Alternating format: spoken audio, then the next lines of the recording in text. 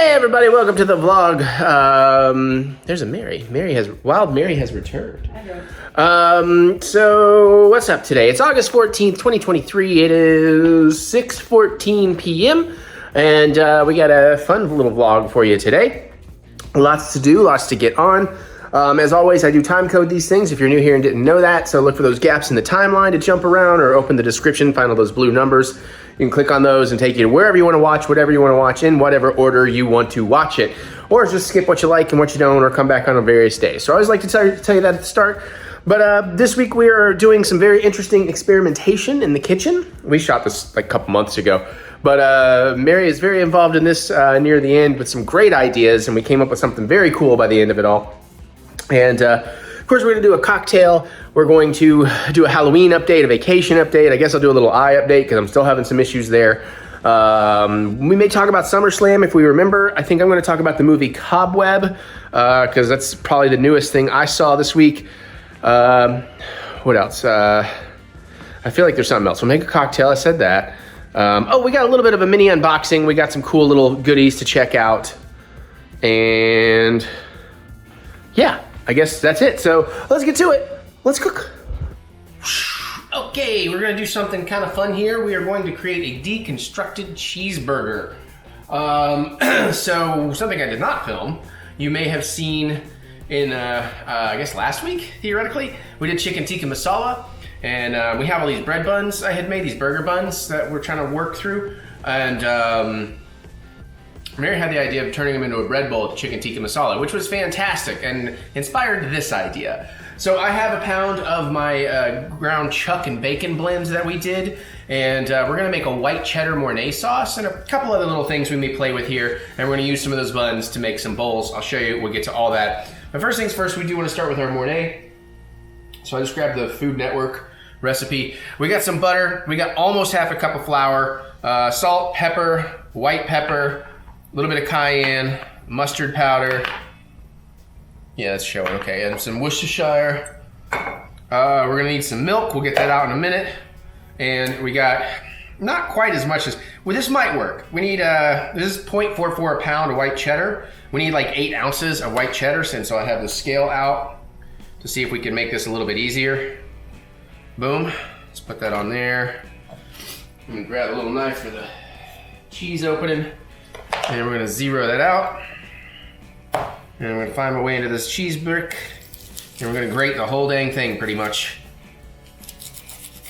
Oh, and it is July 4th when I'm filming this. 6:07 p.m. as we start. And I'm excited about this. I'm feeling a little lazy though. I didn't really feel like cooking today. Now, again, since it's gonna be a melting cheese and some low heat, we're gonna, shred this up fairly fine. And I should try the other chef way where they lay this on its side, but I don't know. This just still feels good to me, so. Just trying to make quick order of it all.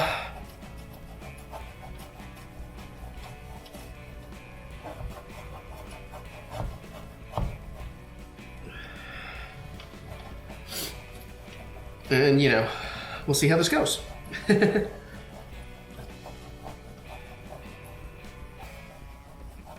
Mary's working in the yard, but she will come in and join me for one of these. We're also going to be creating sort of a sauce I want to test off an idea I had earlier. So this should be pretty good. We're getting there. All right, let's go ahead and take a little look at what we got.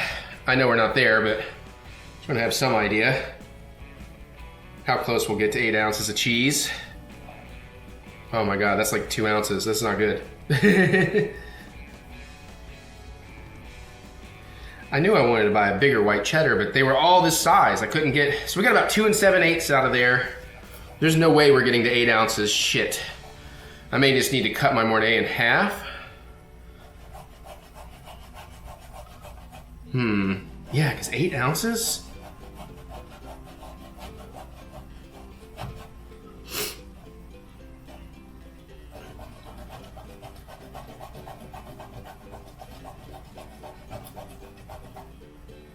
It's a lot.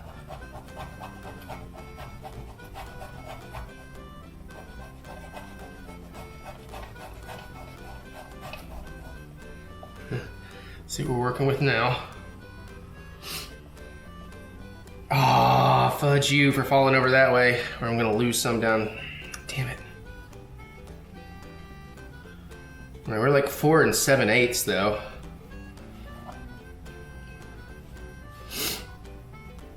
You know what I'm gonna do? I think I'll make up the difference with some yellow cheddar. Why not?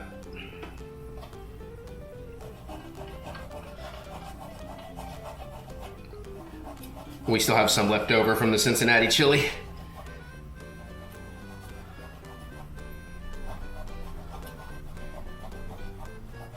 All right, gotta get a little bit careful here as we get down to our nub.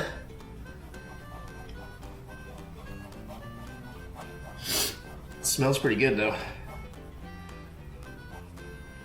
Let's see what we can do here before we gotta go real easy so we don't get our fingers.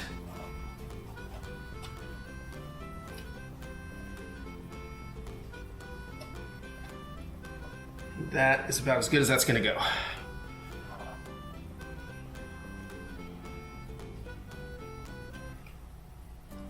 Well, we made it to, in the bowl.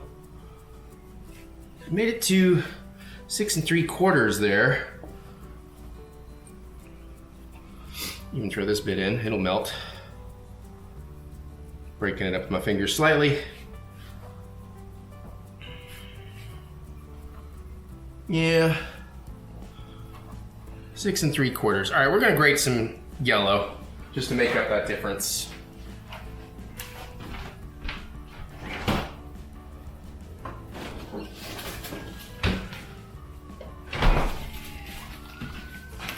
So this is the Tillamook yellow sharp cheddar.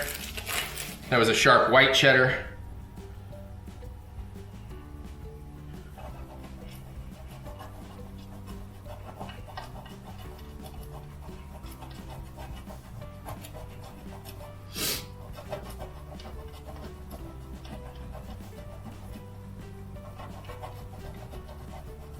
I'm thinking that's at least about an ounce right there. That might be what we need. Let's see. 7 1/2, so we need about half an ounce. Just a tiny bit more, huh? All right. 7 5/8 actually.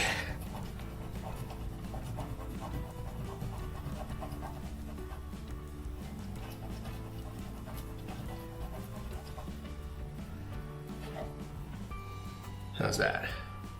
8 on the dot. Groovy. Okay. Little chef's taste there. That's good. That is some good cheddar. Some good cheddar. Okay.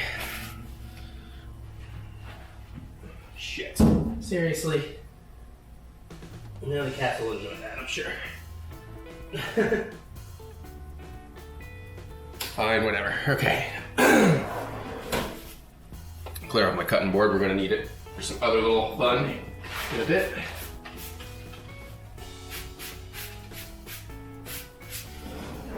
All right, so this recipe calls for, let me turn that off.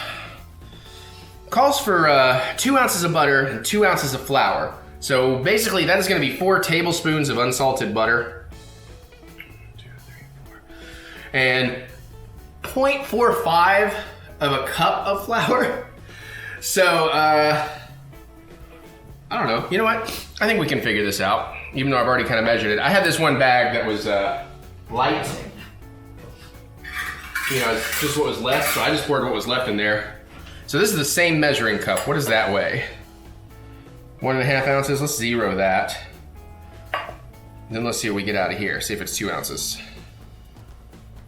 2 ounces on the dot. Perfect. Okay. Good to know. Okay, so we're gonna build the Mornay in this pan.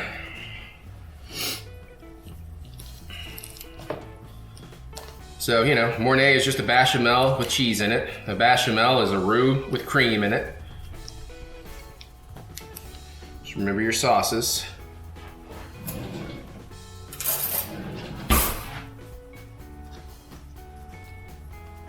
All right. So as I've learned, I don't like to throw my butter into a screaming pan for something like this, so I'm just gonna put it in a dry pan. Oh, hi Napoleon, you here to find all that cheese Daddy dropped? You might want to look more near the sink, bud. Okay, let me put my butter away. And grab some milk. We're gonna need 4 cups of whole milk. So I'm gonna get that ready to be on standby here in just a second. We're gonna do a low heat. Come on, there you go. So I'm gonna go somewhere between low and medium low. And we're gonna let that butter get melty. You know what I didn't think about those? I guess I need to have my plastic whisk. This will get the job done. I left that fucking door open. Whoops. All right, towel.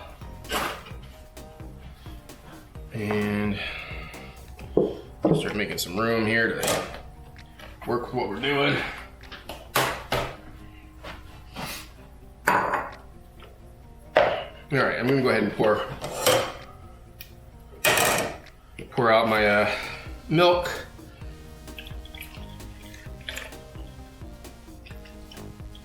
Good thing we always keep extra, but I did just do the grocery yesterday, and now I'm like, shit, I should have bought a backup. Oh well.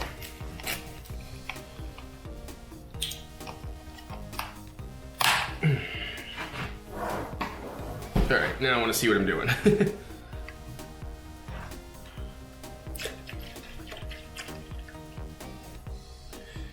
Yeah, I might actually need to go to the grocery tomorrow or something and get some more milk already. I'm gonna tear through this, Jesus.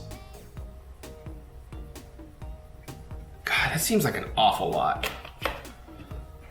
We're gonna make a lot of Mornay here, apparently. I really should have halved this recipe, Jesus.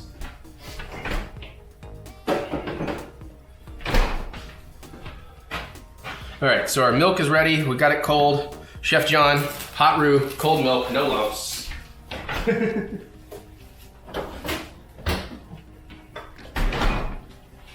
we'll do some other prep here in a minute once we kind of get the sauce going. Butter's getting there. Can I bring you over just so you can kind of see in the pot a little bit better?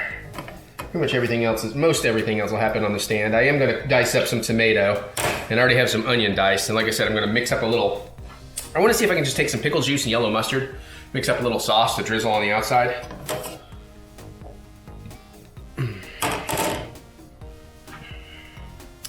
It's the plan anyways. Whew.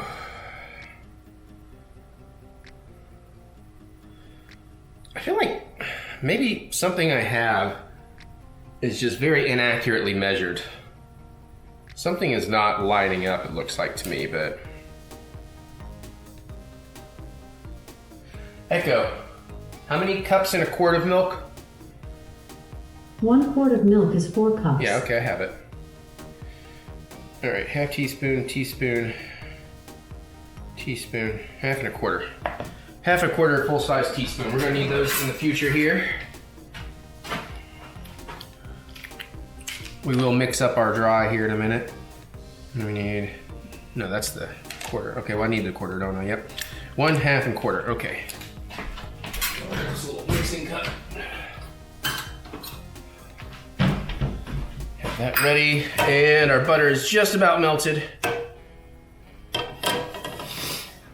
So we're gonna get ready to whisk in our flour. And take that heat down a little bit too, almost totally to low. All right, come on, melt that butter. There we go, okay. I'll start whisking in my flour.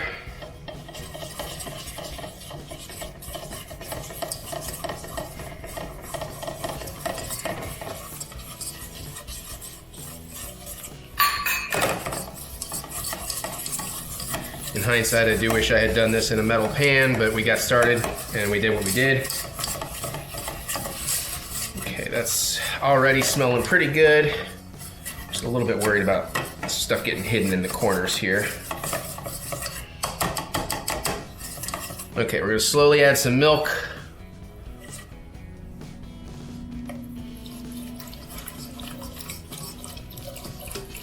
hopefully get all this out of the corner.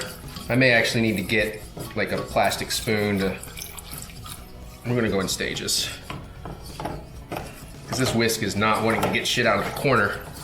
Fuck me, dude.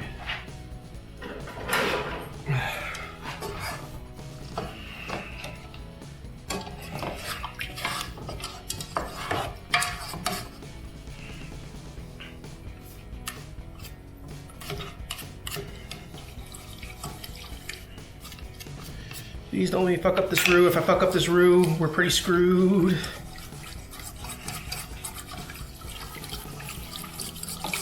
All right, let's work a little more milk in.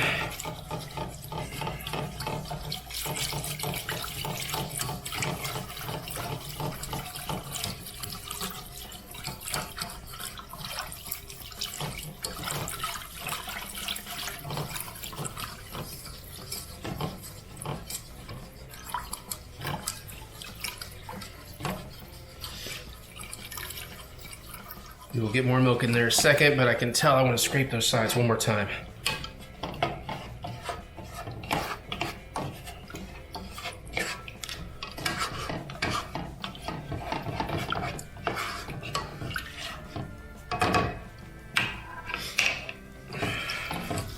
Okay, back to getting the milk in.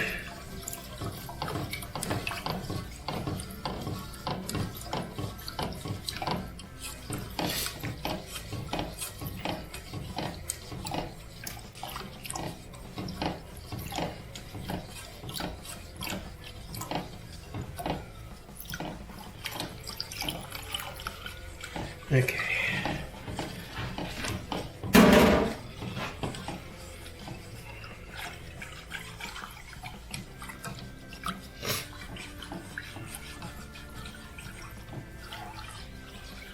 I think we got that pretty good.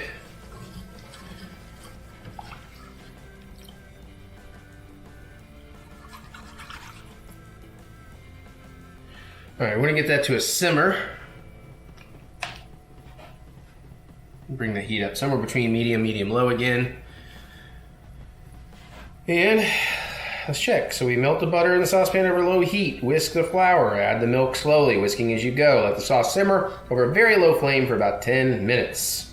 We're going to stir in the cheese and everything else. So, all right, you can kind of see that again. Let me bring you back over here a little bit while we mix our dry ingredients. I need to see this come up to a simmer. All right, what are we working with? All right, we need a teaspoon of salt. So we got our kosher salt. Boom.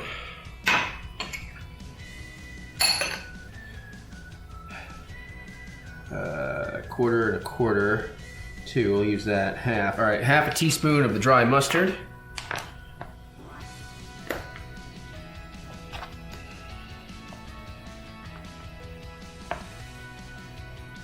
Groovy. I think we're done with that one. We're also done with this, aren't we? Yep. All right. Quarter teaspoon of white pepper, quarter teaspoon of cayenne pepper. So yeah, we're done with the half teaspoon. This is almost getting to a simmer.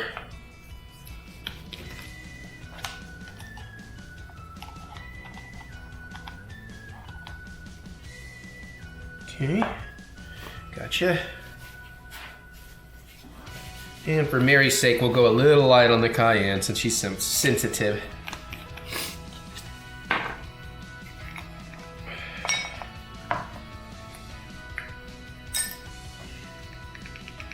Using the recipe off Food Network, apparently came out of a Diners, Drive-Ins, and Dives episode. Just slightly light there. We'll give that up a little mix up.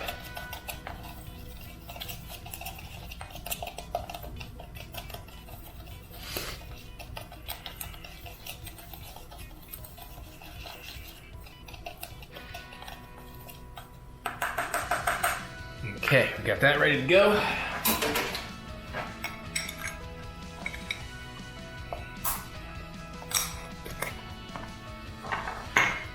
Okay.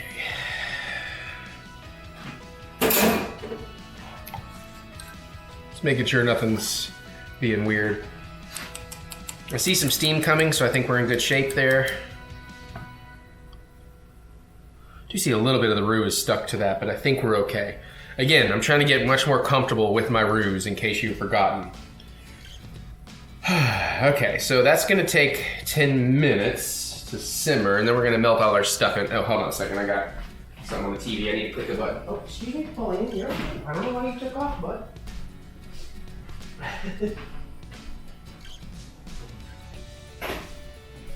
Okay. Well, I guess maybe next we can prepare our buns. Let me get some plates out. What am I gonna want mine on? Probably red. Need to call for this. Set this off to the side.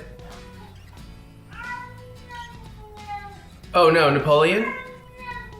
Oh no, buddy. Are you gonna erp? Just where you are is fine. Okay, yeah, he's gonna erp. Oh, poor guy. I'm not gonna move, I don't wanna spook him. You're gonna be okay, buddy. Yeah, you're gonna be okay. Right there is fine. You're good, buddy. I know it's gonna suck, but trust me, Mama would rather clean it up there. Okay, just don't, okay, careful where you, don't projectile.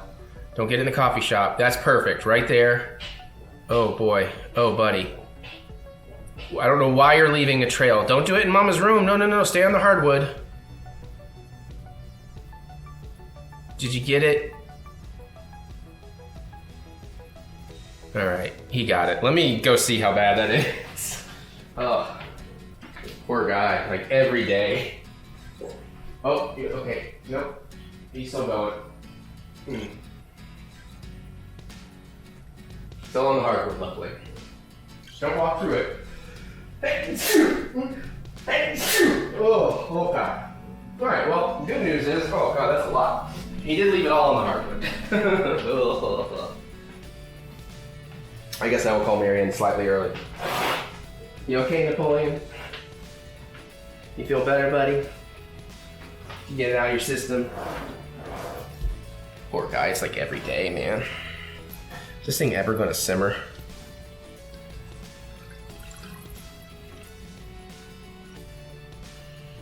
I don't want to bring that heat up too soon. I don't want to make it, I don't want to burn anything.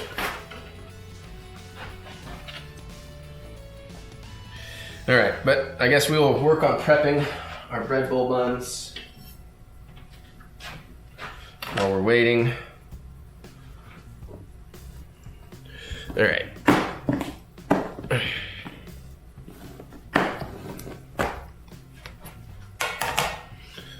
Let's see, so you're a good one. Can we see over here? Yeah, okay. So again, since we want it to be a bowl, we want to slice the top kind of high.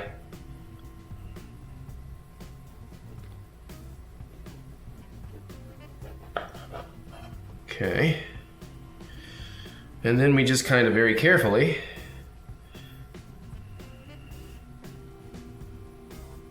you want to leave some, you know, ledge here so it's not just paper thin on the outside. Oh crap, and don't go all the way to the bottom like I just about did.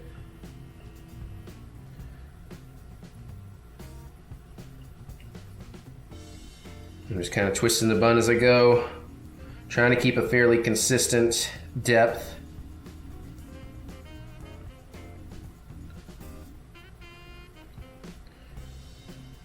Sorry, I want to focus. And there we go.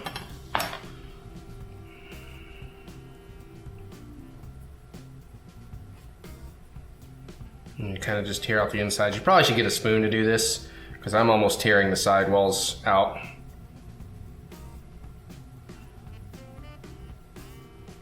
Oh crap, yeah, that one I've torn a little towards the bottom, so that one's gonna probably be a little bit leaky. We'll give that one to Mary. Top with it. Gives me a little plate to put my stuffing with. I don't, you know, you can pretty much just let this stale and make breadcrumbs or something if you want, croutons. Or you can eat it. Okay, let's do another one. Actually, I need to move this chair. See, buddy, this is why you gotta not eat the floor droppings from Dad. That's probably what triggered that.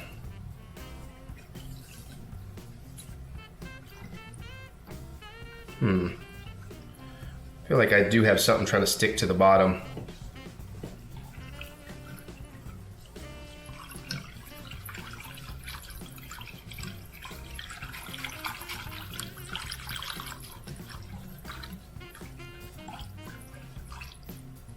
Oh yeah, there's a bit of roux that didn't fucking dissolve. Shit.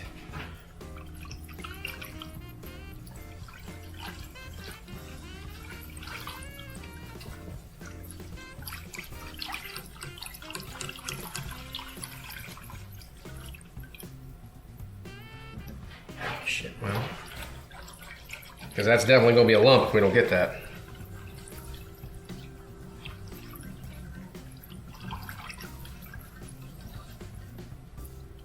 Okay, I think we dissolved it. Nope. There it is. All right, just get rid of it. All right, I'm gonna prep another bun here. Let's do this one. This is the nicer one, huh? Yep, same deal, but hopefully a little better this time.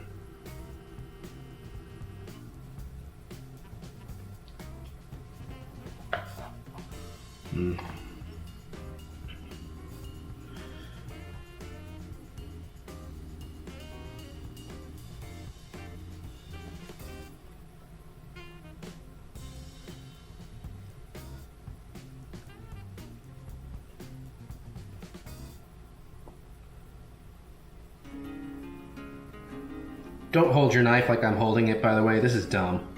I mean, it's working for me, but this could go really badly. I think I just got lucky. Man, I am gonna turn this up to a medium low because I want to get that going at least. And this time I will use a spoon to try and work this out some, a little bit easier.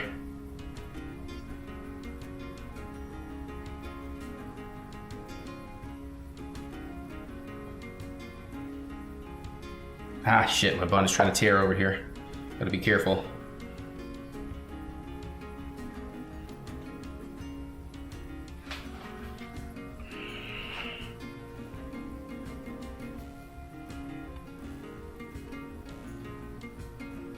It's probably wise just to start shallow, and then you can always go down a little bit more. Okay, I feel pretty good with that.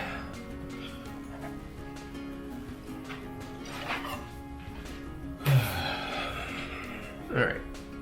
Yeah, that should be pretty good. Just top that back off. All right. Clear off my cutting board. Give this another little stir.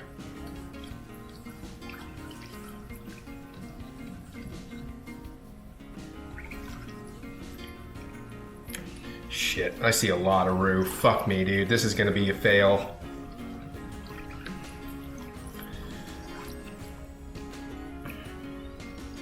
I really should have, so I should not have done this in a sauce pot. I should have done this in a pan.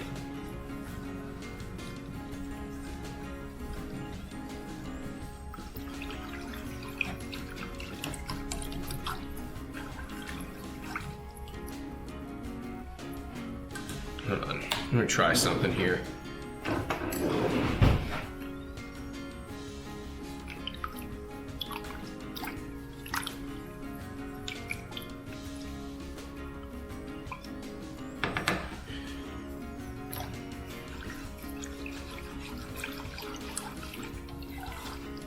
That should have gotten those corners really good.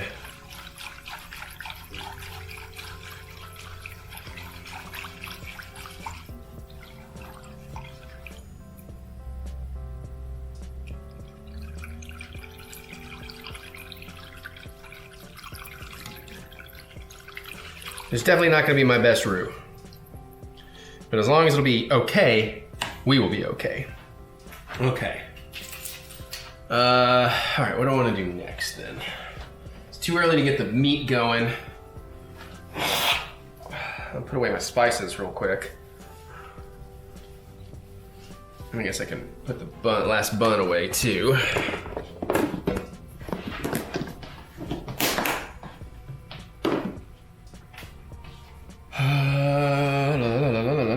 Spices.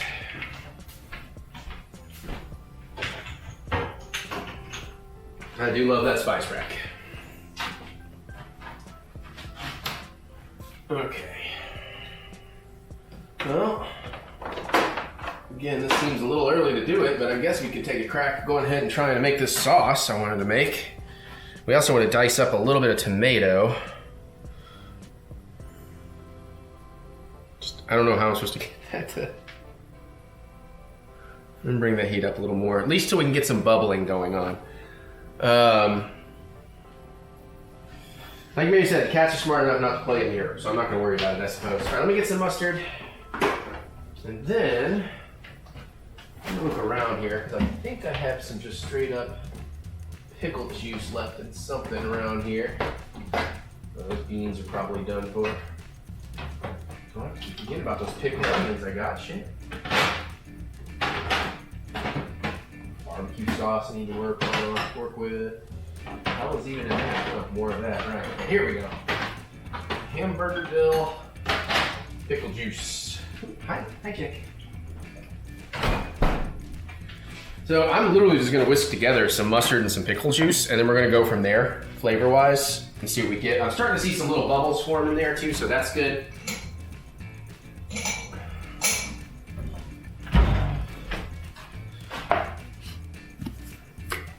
So we're going to want a lot of this sauce.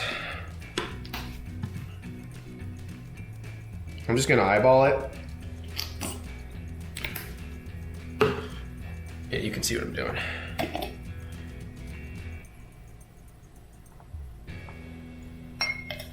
Let's see if that works.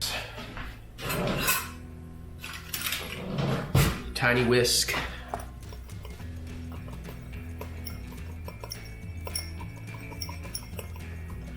We may need to mix in a little mayo, make it a little more aioli-y, so to get a little thickness back, perhaps.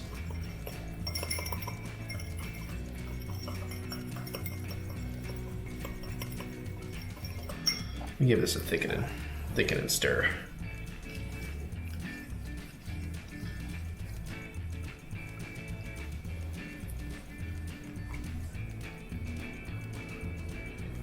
It's definitely gonna be a lumpy roux, fuck me. But at least it'll work for proof of concept testing.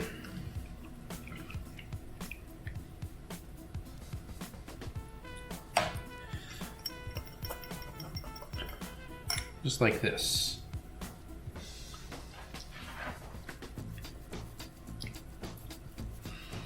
That is dope. What kind of consistency we got? It is more of a watery consistency, but that's fine. I like that. We're gonna call that. Gotta get a little diced tomato, and then, because I already have diced onion, we should have everything we want after that.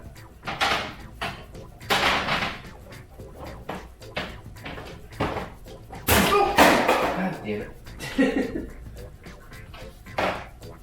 It's all good. The lid held.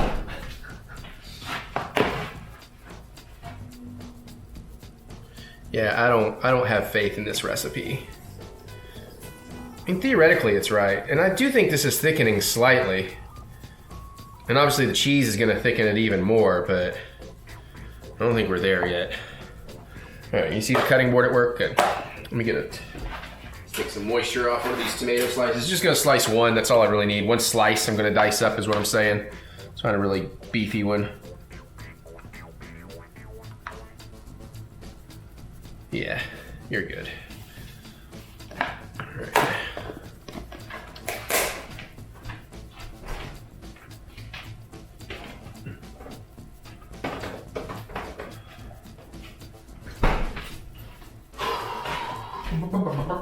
All right. Just grab another little cup. Take a bunch of the wetness out of this tomato.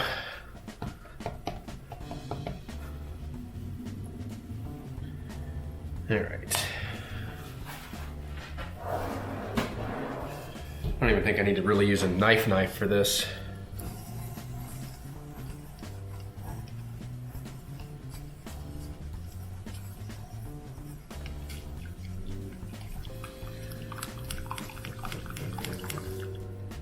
I mean, it does feel like it's tightening up. Just use the little herring knife.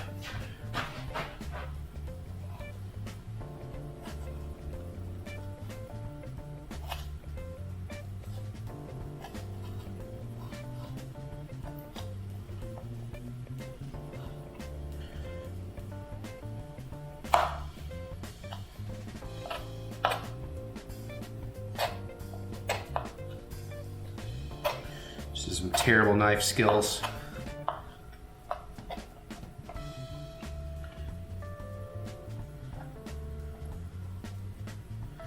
But I'm gonna get real specific in what I'm doing here, so might as well, we got a minute.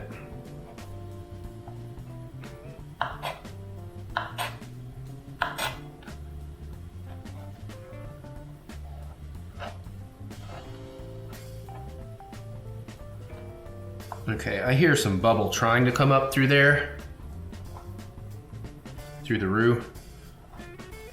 Or I'm sorry, through the bechamel at this point.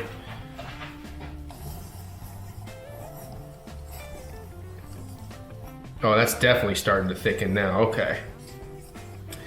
Echo, set timer for 10 minutes.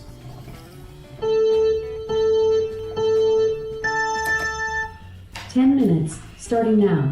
Thank you. They need a chef mode, so it'll be like 10 minutes heard. That'd be funny. I would love that.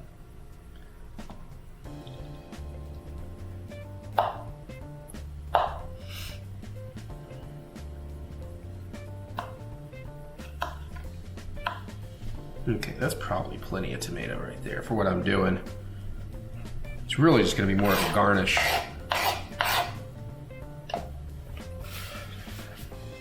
So yeah, I'm gonna just put all this into a little cup thing because Mary won't want this anyways.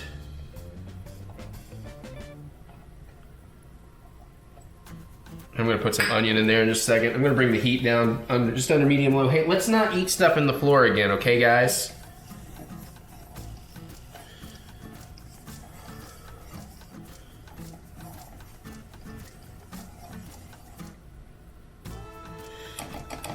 Okay.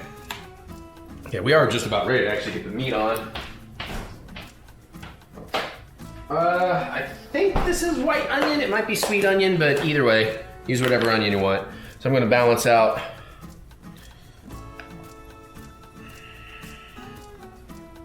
a nice little onion tomato blend. I think that's good.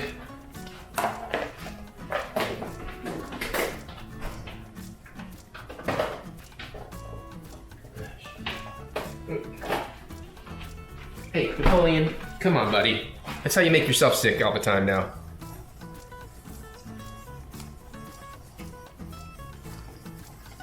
It smells pretty good, though. I'm just gonna give this a little kind of handshake to kind of shake it up in there.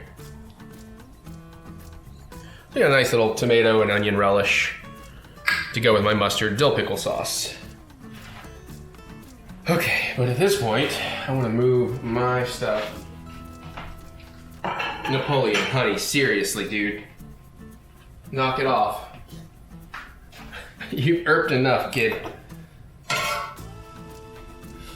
All right, so we are basically done over on this side. So I'm gonna try and reconfigure us. Because I'm gonna do my beef up there.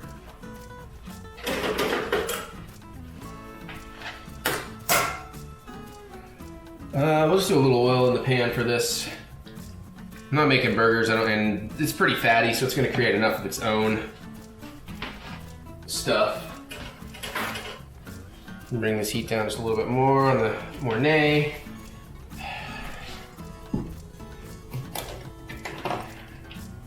Make some more room to actually do things here.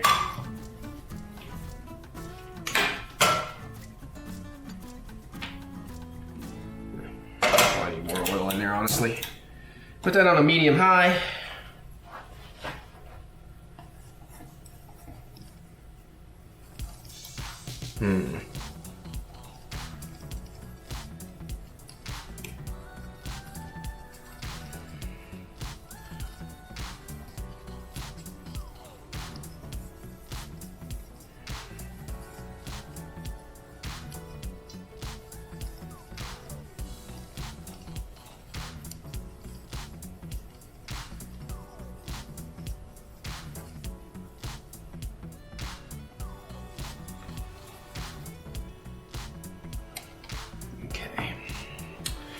Okay.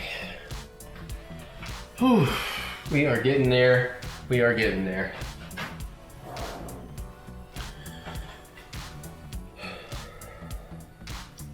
All right.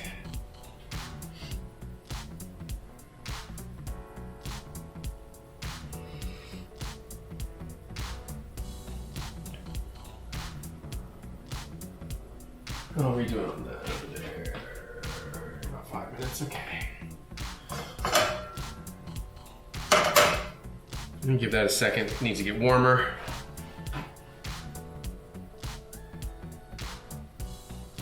All right, so we need 2 tablespoons of Worcestershire.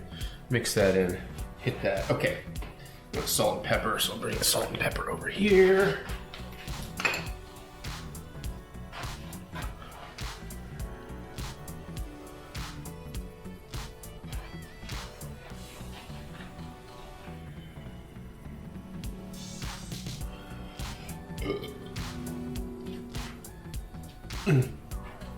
Okay.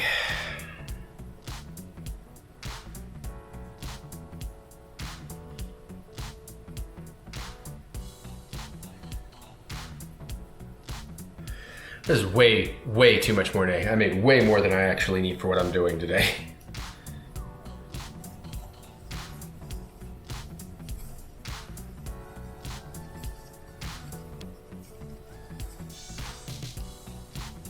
But now we know, you know?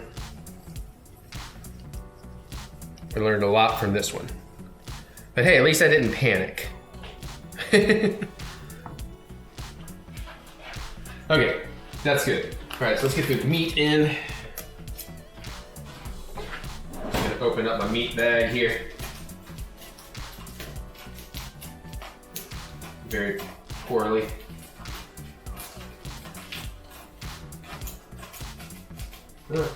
Come on, there we go.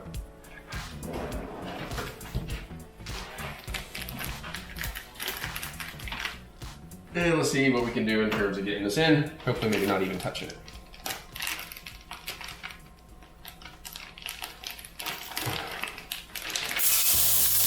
Nice. Break this up a little bit.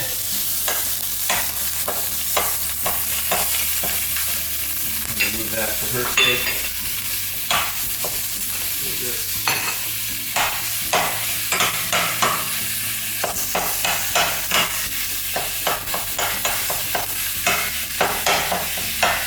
This is about a 30% double smoked bacon, 70% chuck blend.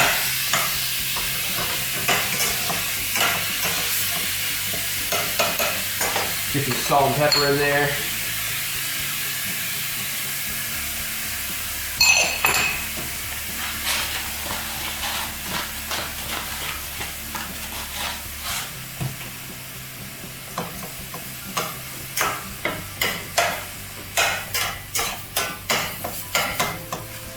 Don't want to break this up too much. I don't want to make it super fine ground.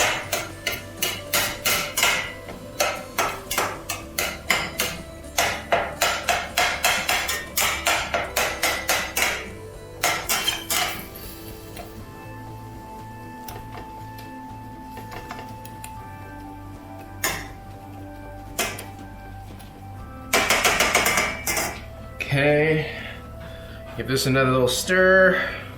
That is nice and thick now. That's probably about ready for what comes next. Yeah, it's starting to get that nice goopy, saucy consistency. How much longer? Theoretically 2 minutes. Let me give Mary a call.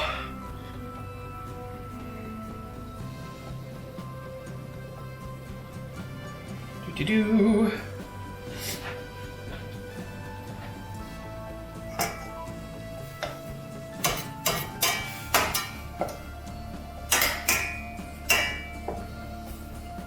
Hey, should be about 5 or less. But also, Napoleon had a major ERP, but he did manage to keep all of it on the hardwood. All right, I'm in cluster mode, so be warned. All right, love you. Bye. Actually, I'm not that much in a clusterfuck mode, am I? But I do need to get this Mornay working, I think. So let's go ahead, make sure we're all the way down to lowest heat, and then let's mix in our 2 tablespoons of Worcestershire.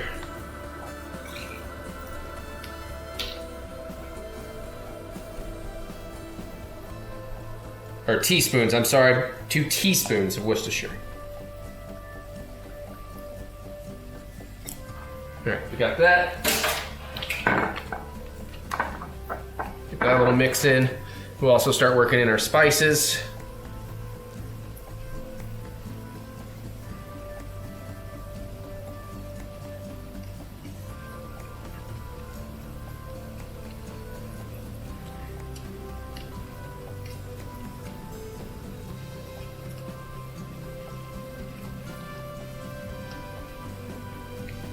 Okay.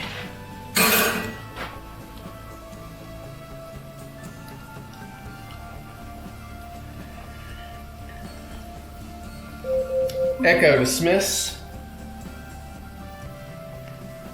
Now I'm going to take that off the heat for a minute. Well, actually, a bunch of that spice went up the spatula or the whisk, so. All right, let me stir the beef, which is almost there.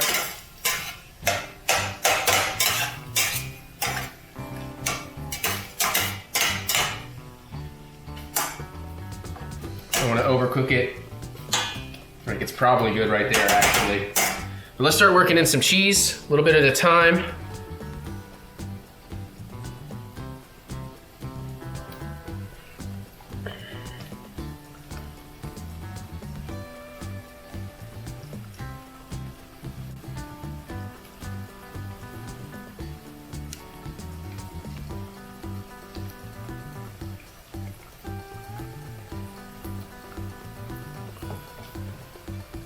Ooh, careful. Don't want to slop it out.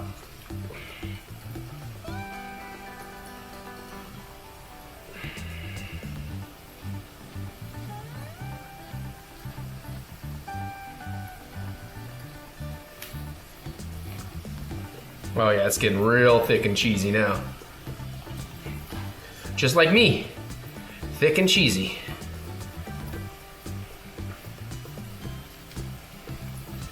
Kind of want to get at that beef again.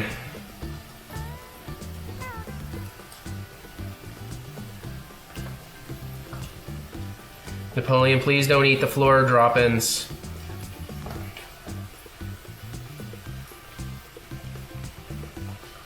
Just gonna put this back on the heat just for a second because I need to get my hands off of it.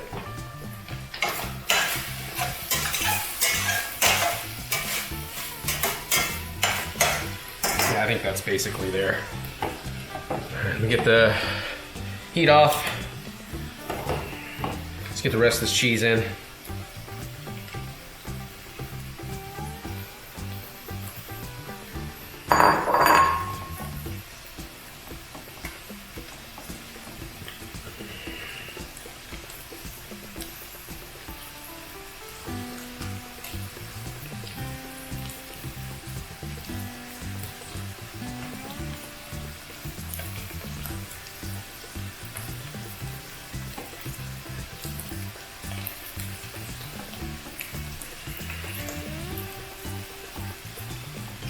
Napoleon, come on, buddy. You don't need to erp a bunch more. Okay, so the cheese sauce is good. Heat off the meat. Meat off the heat.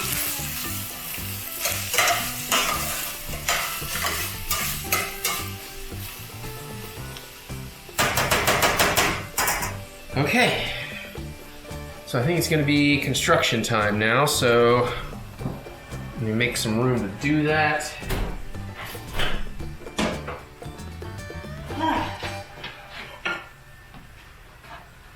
We have a Mary with us now. Okay. So now we're gonna build.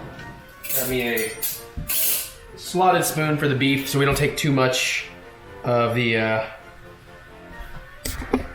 I think it's because he was eating floor droppings. Shortly after he came over here and had some floor droppings, that's when you'll see it all in front of your bedroom by the stairs. Luckily, he did not go into your bedroom with it. Thank God. Thank you, Bonnie. I appreciate it. All right, so we're gonna put some beef. Oop, let that strain. Some ground beef down in that puppy. Another bit, maybe.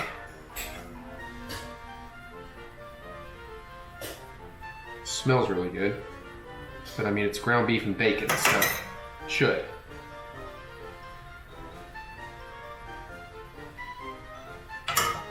Okay.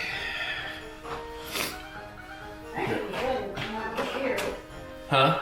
I'm not here. Well, in front of your door, you see like the whole pathway. Oh. Yeah. All right, we're gonna get a nice heaping spoonful of the Mornay.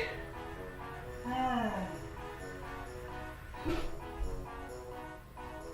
was kind of hoping that would work down into the meat more, so maybe we should have actually mixed the meat together.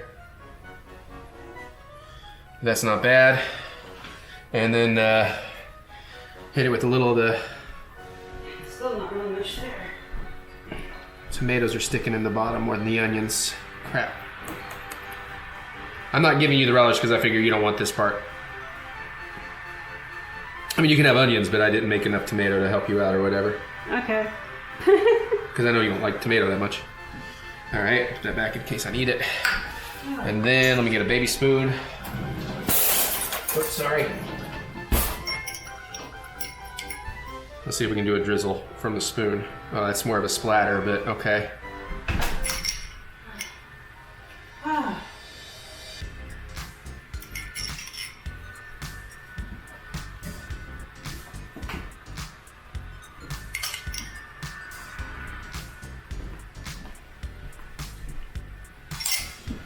And there it is. Just flip this onto the top. And we have deconstructed white cheddar cheeseburger. Let me get some close-ups and built Marys and all that and blah, blah, blah. Be back. Okay, so here is the thing up close. I mean, it looks pretty good. It turned out kind of what I was imagining, but not exactly. Hopefully it tastes good. I don't know that it wouldn't. It's not gonna taste bad, but how great does it taste? And my God, that is a lot of Mornay. Jesus, man. Way more. I knew as soon as it was like 4 cups of milk, I'm like, that's, no. But anyways, now I'm very, very excited to get in here and give it a test run. So let's do that. All right, first things first, I'm gonna need that thumbnail, aren't I? Let's find the angle to get the best thumbnail. That's where it looks the best. All right, groovy. So we wanna be all like, let me find the light.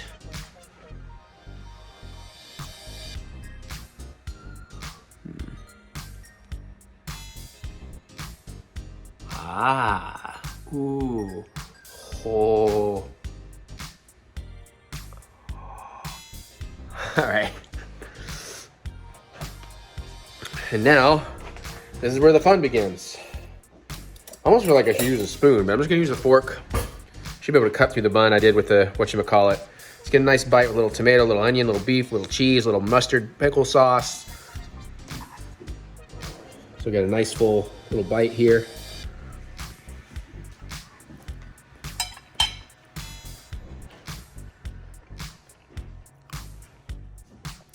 Yo, yeah, that's awesome. Okay. It definitely tastes like a cheeseburger.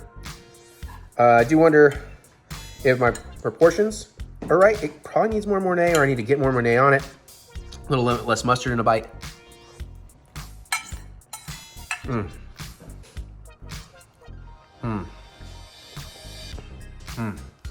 Yeah, the beef and Mornay, that works really nicely. I think maybe my mustard pickle sauce is not, it may be clashing with the white cheddar a bit. But it's good when you get like just that and the beef. And also too, I should have probably layered some cheddar into it, into the beef, because it's definitely like just all beef in the middle. I was hoping it would kind of fill in the crevices when I poured it.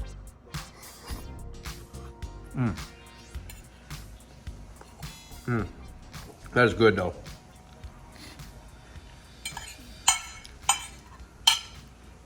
Okay.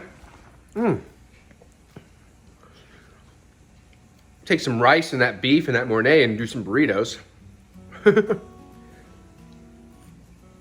right, I like it. I don't love it. I like it. I think there's some good ideas here. I think some of the things could be improved. I think it really should be more about the meat and cheese. I really should like blend the meat and the cheese, then stuff that in. Which we might try for Mary's. Let's see if I film that. Okay, so real quick, I just put another heaping spoonful of the cheese over mine, and yeah, it's way better. It's almost like it's now we're gonna call this cheeseburger, biscuits, and gravy. Let's give me another thumbnail option. Not sure about the color balance there, but okay. I'll fix it in post, but I'm gonna have another bite of that because yeah, I should say. the meat and the cheese, really good. And actually having a little bite of the onion in there, really good. But Napoleon, are you helping Daddy? let's build Mary's. What did you spill on the floor? Where do you see spill? I know there's cheese. What stuff that looks That's- like? Or is that? Oh, that's light, reflections. yeah. Oh, that's reflections off of your that thing. Okay, so we're gonna make Mary's a little bit different than I did mine. We're gonna put a small layer of beef in first. Maybe just a little bit more. Then we're gonna go ahead and hit it with some cheese.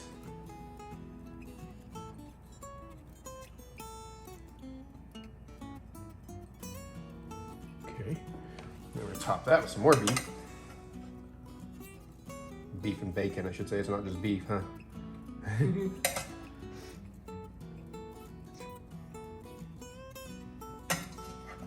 Cats are going like, guys, it is not time for your din din. Then let's hit it with some more cheese.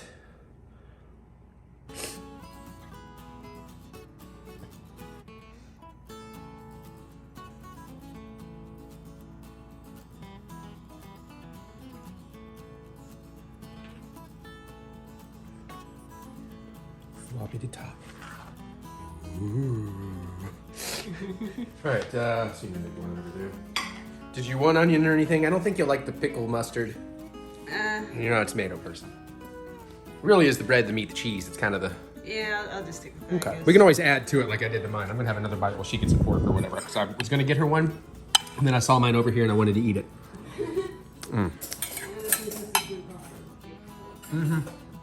I'd recommend that. Yeah, dude, the Mornay and the beef and the...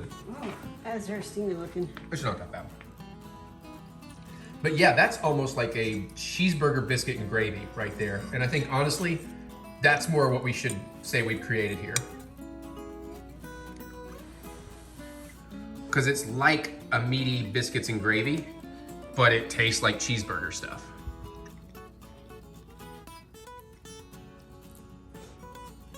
Yeah, no, this is... I think you got something here. Now, I think Mary just said that, y'all. I feel like though I do need something a little extra though. Can I try just like a taste of your The mustard? mustard? Yeah. Yeah. So basically, I just squirted some yellow mustard in a bowl and I blended in some dill pickle juice. Let me just. I do think the bite of an onion works in there pretty nice. We got tons of onion if you want me to get you any. Let's see what she thinks about this. Because I do like this sauce. I just don't know that I love it with this. Oops. Yeah, I probably should have got you a bigger plate, sorry. Just trying to. I didn't know this was gonna be as sloppy a thing. Yep. I lost all of my meat. Yeah, you got a lot of bread in that bite. Yeah. This is not a stab, this is a scrape situation. There you There you go. go.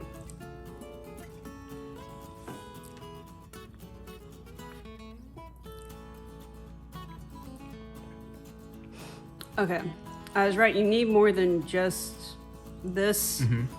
For me, it's not going to be the mustard, though. Right. Well, here. Oh, go ahead. Keep talking. Give me. I'm trying to decide the sweet dill the sweet relish or the dill relish? Maybe some relish. Well, here, also try this. Try it up. I think these are sweet onions. Okay. Just take a couple chunks and don't let it get your computer wet. Sorry, I'm just out of space to do stuff. Let's see. That's a lot, but I mean, you know, if you don't like it. Well, it's onion. That's true. That's true. I like onion. Yeah, I think that helps quite a bit. And I think I'm running out. Where all my cheese sauce go? Yeah, we can get you more cheese because, as you noticed, I went back and put more on mine too. So. This is trying to construct bites is proving to be a challenge. Okay.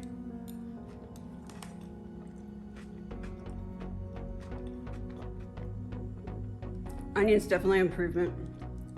Mostly because it gives just a little extra texture. Yeah, agreed. But Now, did you still want to try relish or something? yeah. What do you want? Sweet relish, like the squeeze relish, or out of a jar? One that squeezes. Okay, because I know we got the jar as well. Here we go, sweet relish. Let me go close. This would be flavored. Right, yeah. So maybe actually it needed to be like a pickle onion combo. And I like the tomatoes in mine, just Mary's not as big a tomato person. Oh, I need another bite of mine while it's still good and warm. I'm gonna use some more cheese because my cheese is. Okay. It looks like my cheese has disappeared. Okay, when I get up, bring it closer once I get the spoon. There we go. Like half a spoonful. Well, trying to work around the congealing. Okay, that should be good.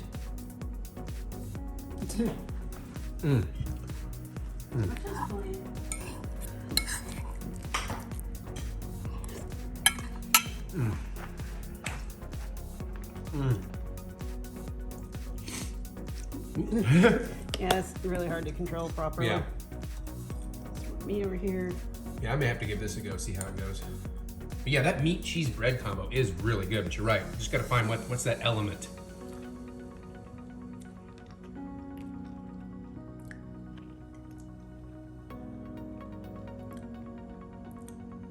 Okay.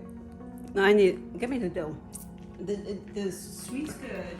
Okay, I have The dill might be a better fit for this. to find the dill. Should be in the order. Well, we've moved things around, so. Oh yeah. What's that in the top drawer? Right there, right in the corner. Thank you. We got some dill squeeze relish.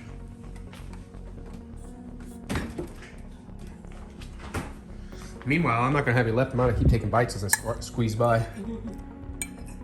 Before you take your bite, I want to see what you do. I know you're doing it, but I need a bite here. Oh, hurry up. I'm coming. So good. Okay. Oop.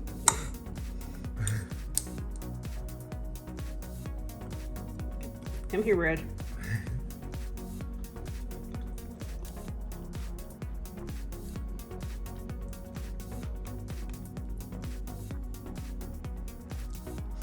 Dill might be slightly better. Let me try a little.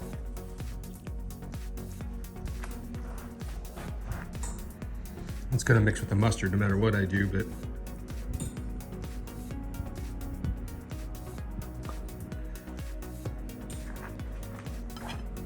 Just want to get a taste of it, a little sense of it here. Got a bite with the dill, it's on the side.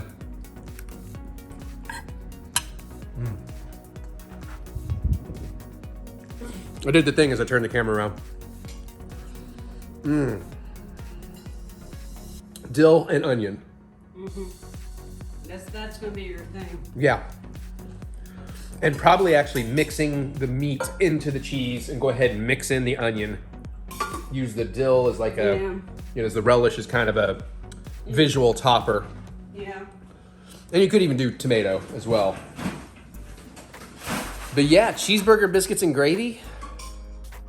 Yeah. I mean, I can't really call it biscuits and gravy, but how do you denote that it's biscuits and gravy, just not biscuits? Well, technically, buns are a type of biscuit, aren't they? You know, because technically it's kind kind of more of a puff pastry, sort of. Where it's got all the layers of butter that create the air and blah, blah, blah. Or I might be confused. Anyways, this is really good. Better with biscuits, right? I don't know, man. I don't know my... Back in the day, didn't you? Well, like when I was in 8th grade, so... Yeah. Yeah, you made...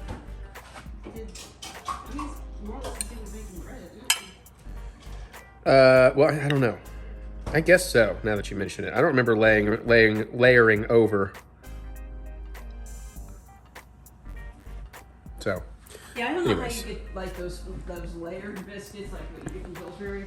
Yeah, that's what I'm talking about. And I think that's where they do fold it. They roll it out flat. They put layers of butter, fold it over, roll it out flat, layer over, blah, blah, blah. You're going back to the sweet relish? Oh, that is sweet. Yeah, I have the dill. Oh, give me the dill. Really? Here's the real deal, baby. All right, we're going to go eat and try to give you a wrap up on this. Okay, we're going to do a little experiment. I just went ahead and put that much sweet onion in with some of the ground beef. Just gonna go ahead and mix that around. And then I'm gonna try and get some Mornay in here. Kind of doing a pre-mix, basically making our essentially sausage gravy.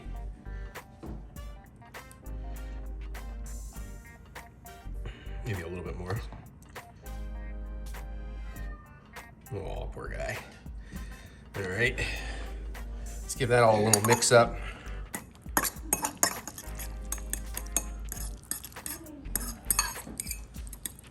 So yeah, so this is starting to look kind of like a very sausagey sausage gravy, but that's fine. We want the beef to really shine. Jesus, want the beef to really shine here. That's her compliments to the chef.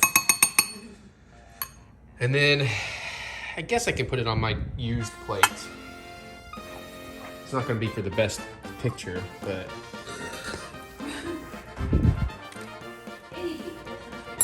So I got the burger bun innards. Just gonna dump those right on here, like biscuits. Trying to pre-compose a little bit for a nice photo. Actually, Mary, I could use your hands. I can't do this one-handed. I just was trying to wait for you to finish eating.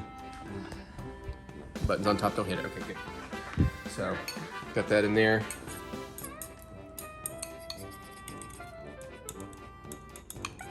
I'm already stuffed. I don't know how you're eating all this. Sheer willpower. Excitement of possibly creating something incredible.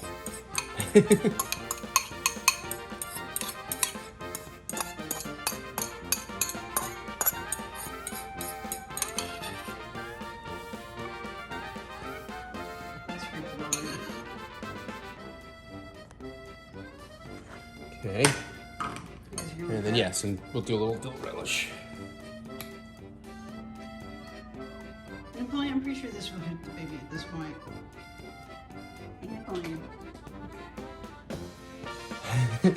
It looks wrong because of the green on it. Oh. Good photo.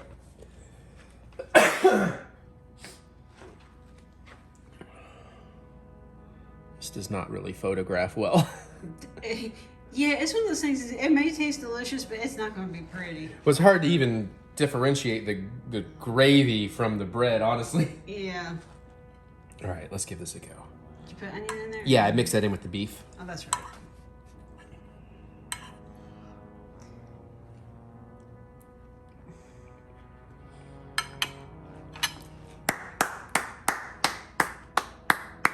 That is the shiznit. Yeah. Ladies and gentlemen, biscuits and gravy, cheeseburger style.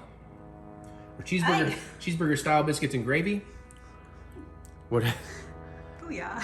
You got something on your lip there, but we were watching Uncle. Yeah, you're right. Yeah. We had the realization with all the stuff I'm doing, one of these days it's likely I'm going to get across Uncle Roger's radar, and he is not going to like what I do. Oh Jesus! Like, that's actually kind of a good angle. I am stuffed. I know, but I need you to get a good bite. Just one bite. I'm just trying to I know. find a bite that's not huge. Is that good? You think? I think it's It's pretty good. Okay. Yeah.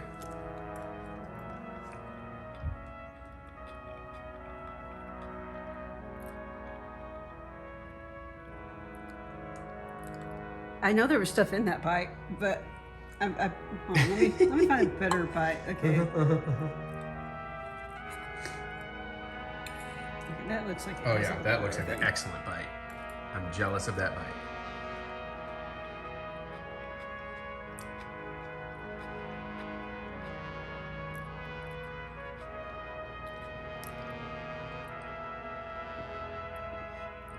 Okay.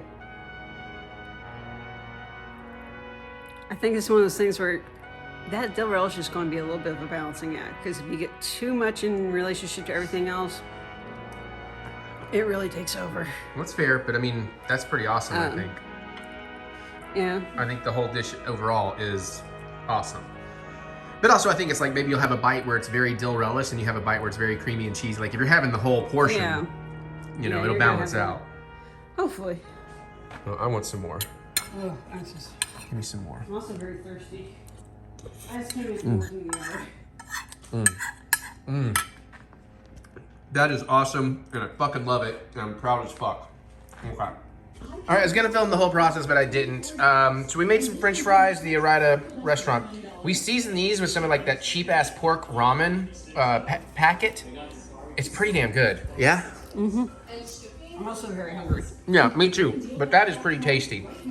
Now, 2 other types of poutine or zhuzhed up fries we're gonna try here in a second. It's hard to get good lighting, but we got chicken tikka fries, straight chicken tikka on fries. Deconstructed cheeseburger fries.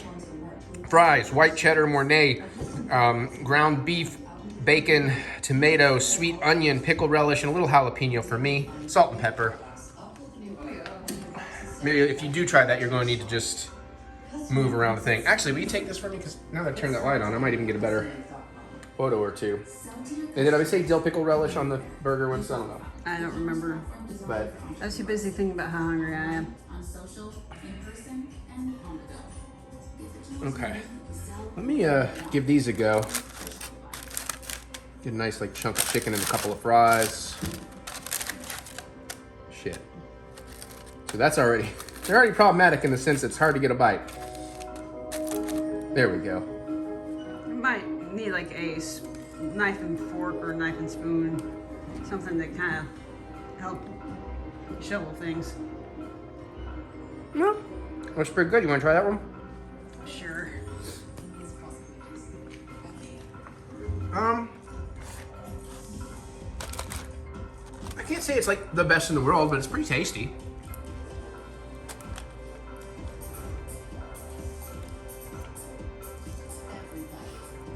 Yeah, I mean, it works. It's so if you wanted to do chicken or an Indian dish and not necessarily have to deal with rice and fries, you can put it on the fries and not lose too much. Which will lead to me doing chicken vindaloo tots. That's pretty good. I could work with that. But yeah, it really is just the fry is kind of a delivery method. I don't know that they go together so much that it's like, oh wow, I'm blown away. Yeah. I must have that. Okay, this I'm excited for. Some beef, some bacon, some pino, a little tomato, a little pickle. Big old bite. Okay. That is, we park a food truck outside of a bar when it closes and motherfuckers are gonna come screaming for this. That is good. That is good. Let me be sure.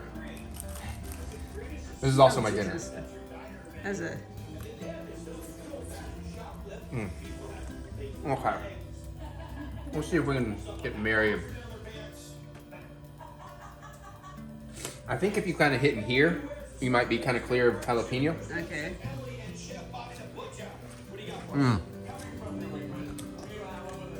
Lighting is pretty on you. Aw. Make sure you get some beef and cheese in there. I'm not sure. I'm trying. I'm working. Oh no, you do not want that. Is that good? Sure. I love the cheddar. I think it's fantastic. I think that I'm getting a good amount of element of hot in there, a little bit of spice, but I'm getting it at the end. Oh, geez, I forgot I gotta talk. Well, no. You sorry. you're good. I just gotta talk Yeah. because I forgot to mute Food Network. Yeah, that is definitely bar food. But isn't that awesome? Deconstructed cheeseburger fries. That is a fucking winner. That's good too. That has a lot of potential. Actually, I would kind of like that on hash browns. Ooh, I could see it on hash browns, or maybe even tots. Maybe we'll try it again with some tots. Well, tots are basically hash browns. That's true. Although I'm kind of out of. I guess I can still save that beef. But okay, I'm gonna eat. Mary's gonna cook her chicken patties. Okay. All right, we got some more junk food taste test time. So I got 4 things today. Yeah, I made sure the dress is covered. We got 4 things to try. No sweets, but some well, technically a little sweet. But I think first up we'll probably try these chips. Now I don't know if you know about Grippos. We love Grippos. They're typically.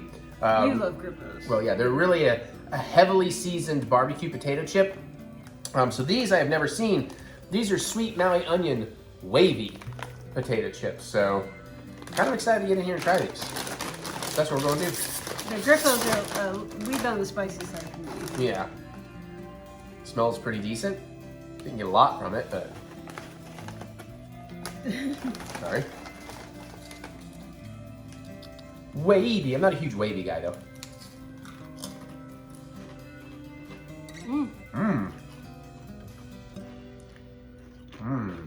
Oh damn. Oh, that's not good. That's not good because they're very tasty. Now, once you eat too many of them, it's not going to help that neither of us have had dinner yet either. Oh yeah. Nice little sweet, nice little onion. A little salty. Nothing terribly overpowering, but there's definitely flavor there. Oh, that's really good. These would be pretty dope, like in a grilled cheese.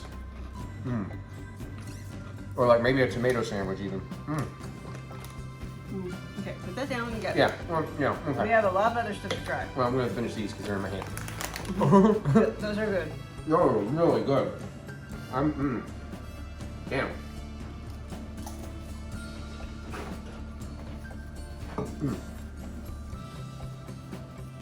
Highly recommend. Okay, I think I'm gonna go that order. Okay. Okay, so now we technically have 3 of the same thing, but different flavors.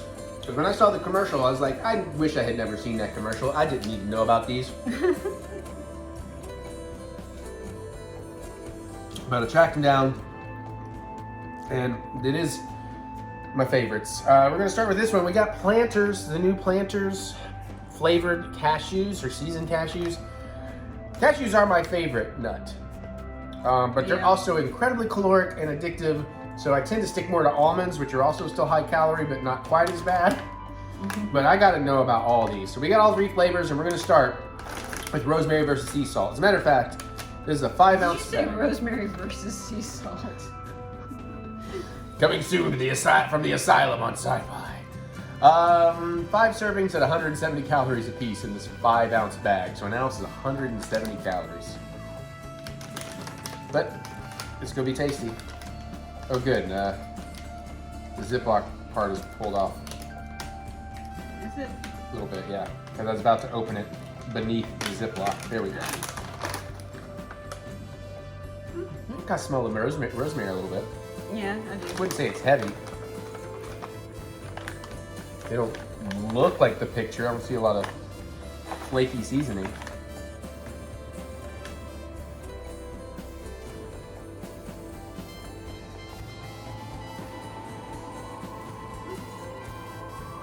And it just makes it weirdly sweet. I did get a hint of sweet, but I think that's the cashew. Might be.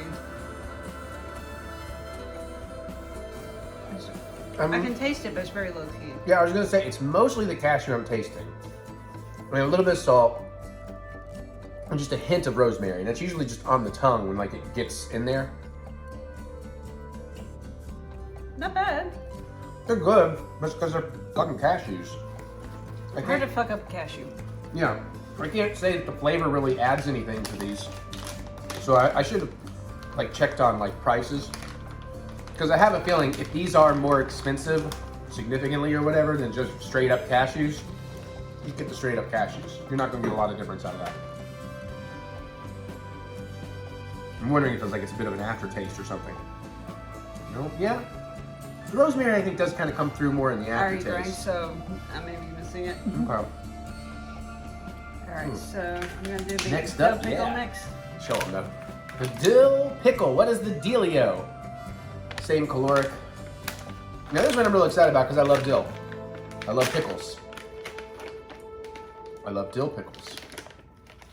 Yeah, you fucked up. You didn't tear close enough. Oh, the tear line, the notch was not where the tear here thing is. The tear here thing is like almost below the zipper. This is where you gotta leave this to the professionals, girl. Here, you try it then. Well, now we need a tool. Skizzers. Other than me.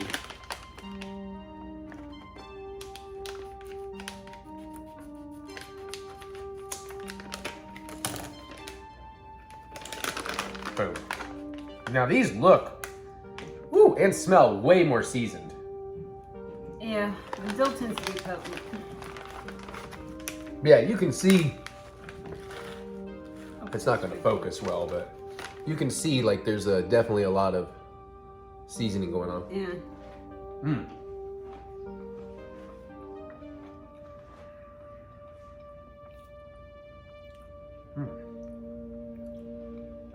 Ooh.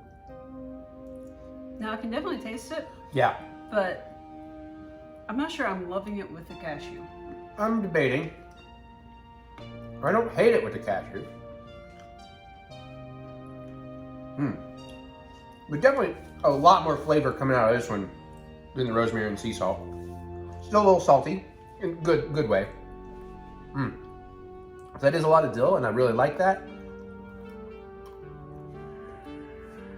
But again, I'm not so sure it's really offering something that's like, oh my god, I must own these all the time.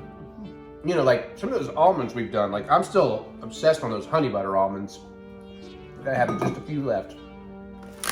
You know, and like the Korean barbecue, but like I actively seek keeping those around.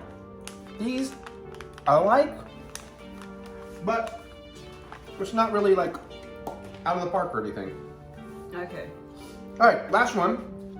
Cinnamon and brown sugar. Now these should be pretty dope. Hopefully, but we have been a little disappointed so far. But again, the cashews themselves are fantastic. Yeah, we get like, what did we get like candied cashews at when we went to wrestling? Oh yeah, something like that. Yeah, like cinnamon sugar or some kind of candy. Yeah. Oh man, those were good. We went to SmackDown. Rupp Arena had these like candied cashews. And Seriously, Lee? it's the way it's tearing. The notch is not where the terrier thing is. I went by the notch. Not my fault. I just like giving you poops because I'm rarely more successful at things than you are. It's quite rare. All right, so far the Grippos are by far the winner because those I will actively seek out. All right. But let's see how this goes. Now you can smell. Oh yeah, those smell pretty good. Those smell like they got some real flavor. Top one. I got one.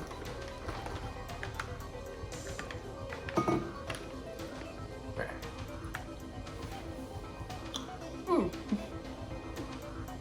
Get my cheese. Okay. Hey, I'm sorry you bit your cheek, but I also heard that big pop. I was like, don't tell me that was a tooth. So that's why I was relieved when you bit your cheek, but I'm sorry you bit your cheek.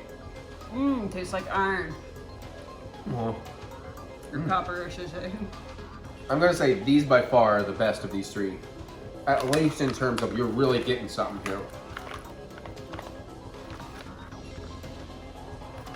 But now that you mentioned those kind of candied nut cashews, Rupp, these pale in comparison to those. But Well, those have almost like a glaze on them. yeah, they were And candied. this is more of a powder. These are seasoned. Those were candied. I think those are still probably the best of the lot. Yeah, these I might actually get the kind of craving for where it's like, oh, I want to go buy some more. Okay, so I think with the first two, I'll probably never buy those again. They're okay, but they're nothing. They're not worth the calories I'm going to get out of them.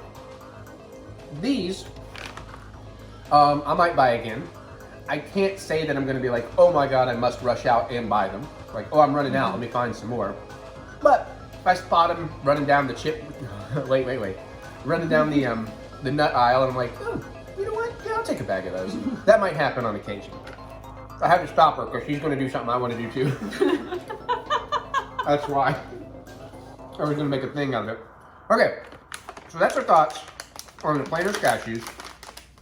But those are very, very good. But still, hands down, winner, potato chip dinner.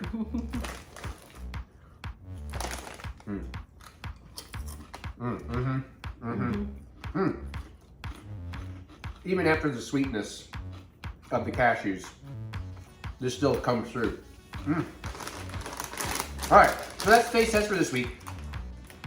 All right, so we filmed a big part of an unboxing, and the camera decided to say, screw you, and fudge up the footage. It did cut off on us, we caught it, so we have the back part of an unboxing. So then we reshot just to show you what we had already opened, and then the camera said no to that as well. Third time's a charm.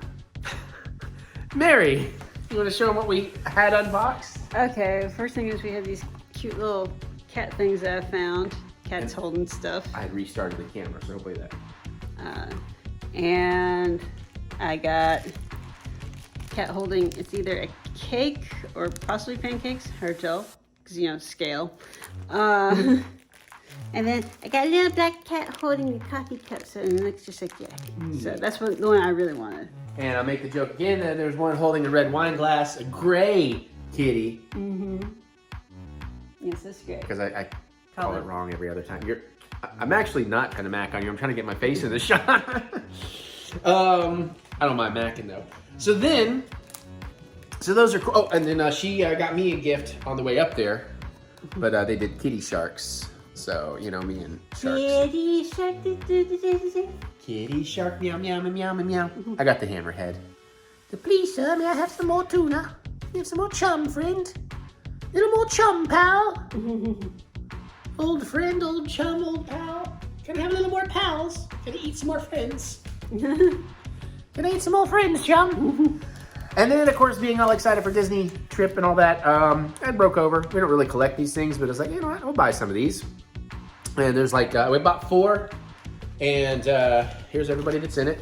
Oh, you know what, now that means the proof of me actually being able to name every one of these characters is not on camera. But I did. So, and when I looked at the box, Ernesto was the one that really sold me on buying some of these, because I was on the fence about it. And the first one we opened, Ernesto, remember me. Maybe it's because I sing that every time. The ghost. He didn't have a two-sided head, did he? No. Okay. I don't think so. And we also opened Sleeping Beauty, which is appropriate because we'll be in Sleeping Beauty's castle this year instead of Cinderella's castle. Of course, you can't she really has a eat there. two-sided head. She's Yeah. got a sleeping face and an awake face. Yeah. And then the other one is on footage that exists. The other 2 are on footage that exists, so we're going to go ahead and cut to that, and I'm going to apologize. Just technical gaffes happen sometimes. At least it wasn't something crucial. All right, so enjoy the rest. Okay, camera. You jerk. Let's hope that video works. So it's going to be Oswald. We caught the camera right as it stopped, so you didn't miss anything.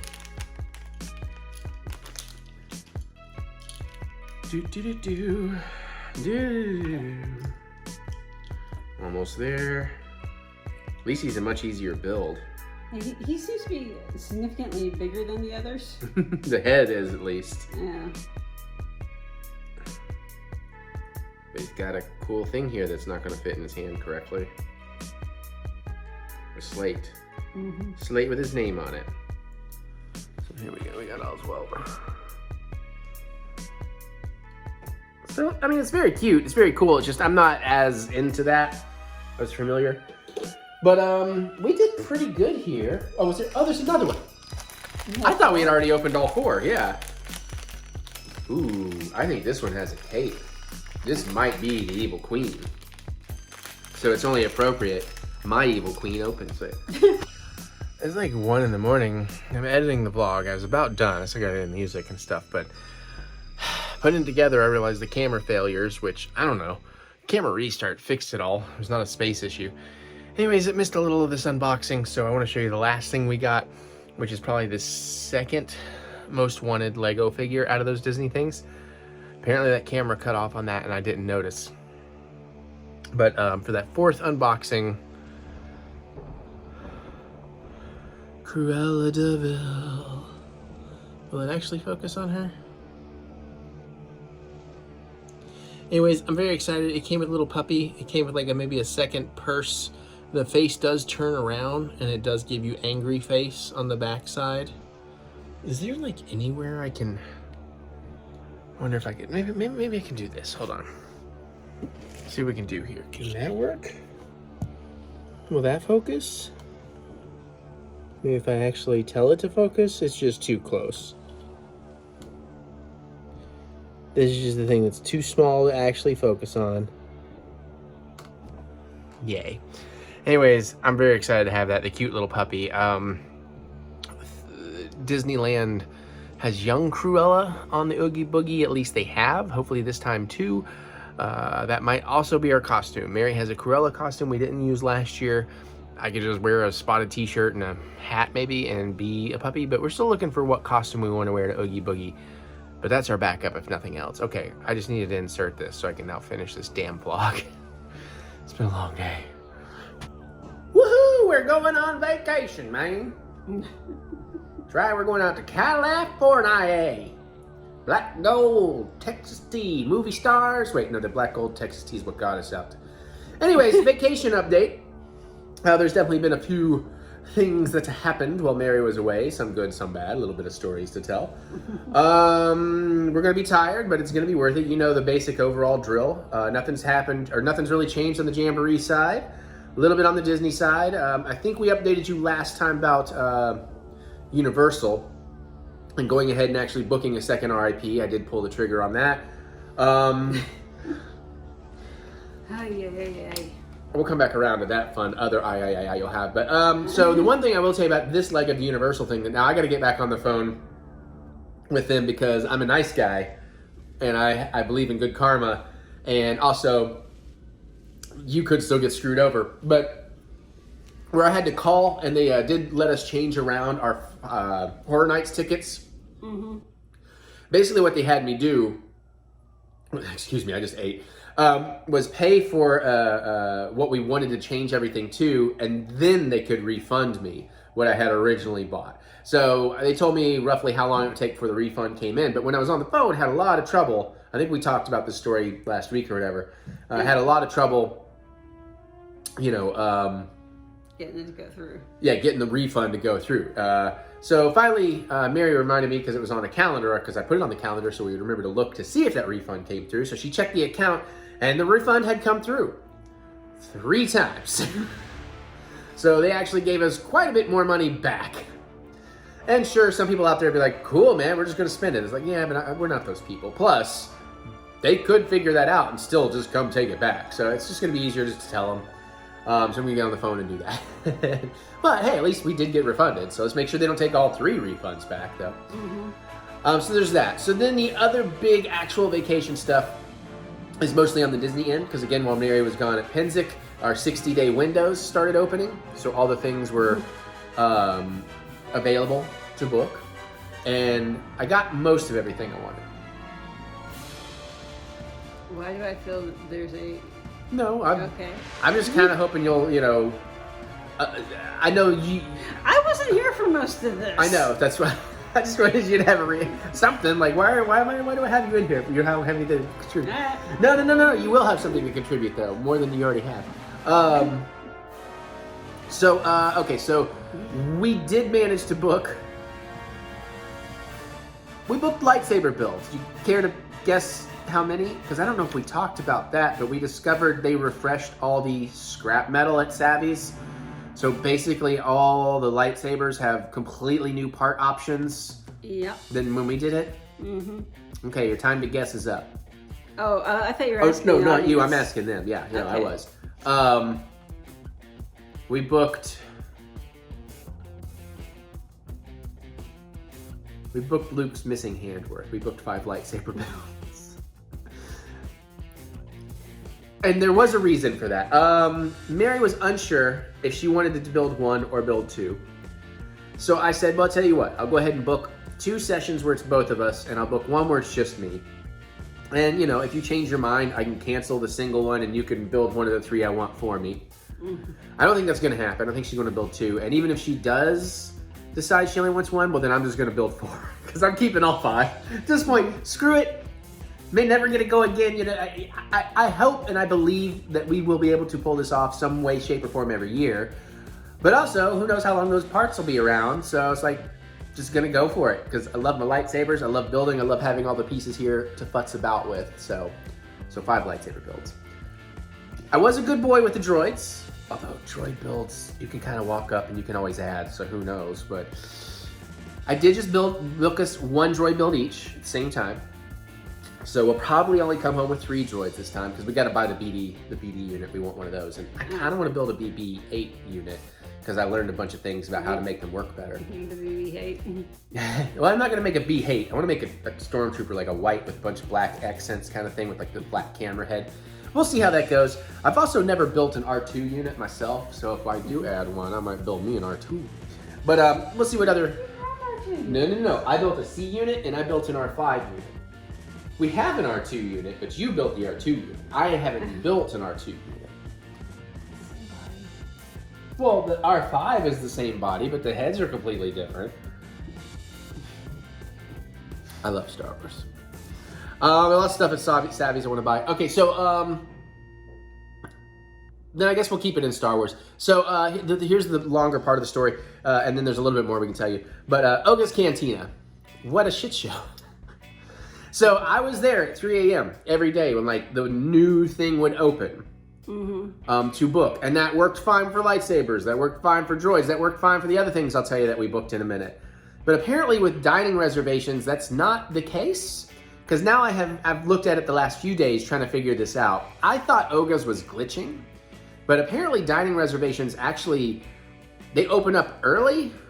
Because basically I was looking at 3 a.m. our time, that's when things would go live because it's midnight in California.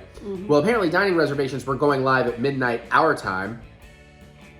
So I suspected initially that it was just glitching on not letting me book Oga's on the Monday or the Tuesday. But then I happened to notice that change happening on Wednesday. So I did at least get us 1 Oga's booked, like right before we leave Disney land, so to go to Universal. So, I mean, at least that'll be a good parting way, you know, have a couple of drinks, Oga's, one last through the Star Wars park, boom, head over for Horror Nights. I still hold hope we'll get into Oga's because people either cancel, so we'll book, or as I've been looking just to see, because now unfortunately I'm in that mode of I gotta look all the time to see if anything pops open.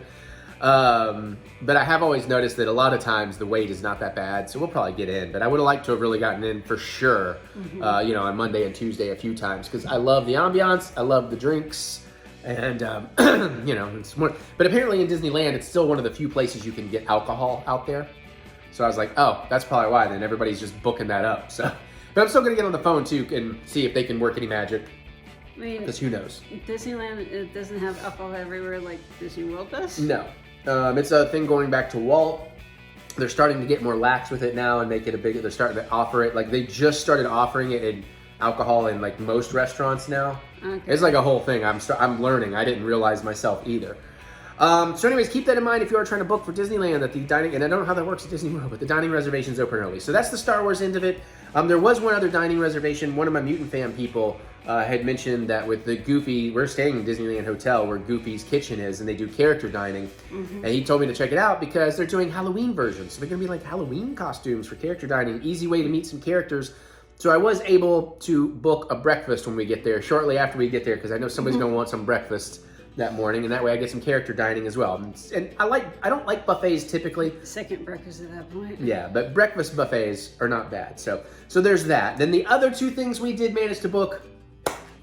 On Monday, we're doing the Happy Haunts tour. That's like really cool. It's like 2 hours, and we're going to be doing it during sundown. They're going to take us around the park, show us the spooky decorations, tell us some spooky stories and spooky history. We get an expedited Pirates of the Caribbean thing, which is great because they don't have a lightning lane for pirates out there. So this will make pirates way easy for us to get on. We get like a hitchhiking ghost animatronic photo op, a pin, a treat, a whole bunch of nice little things.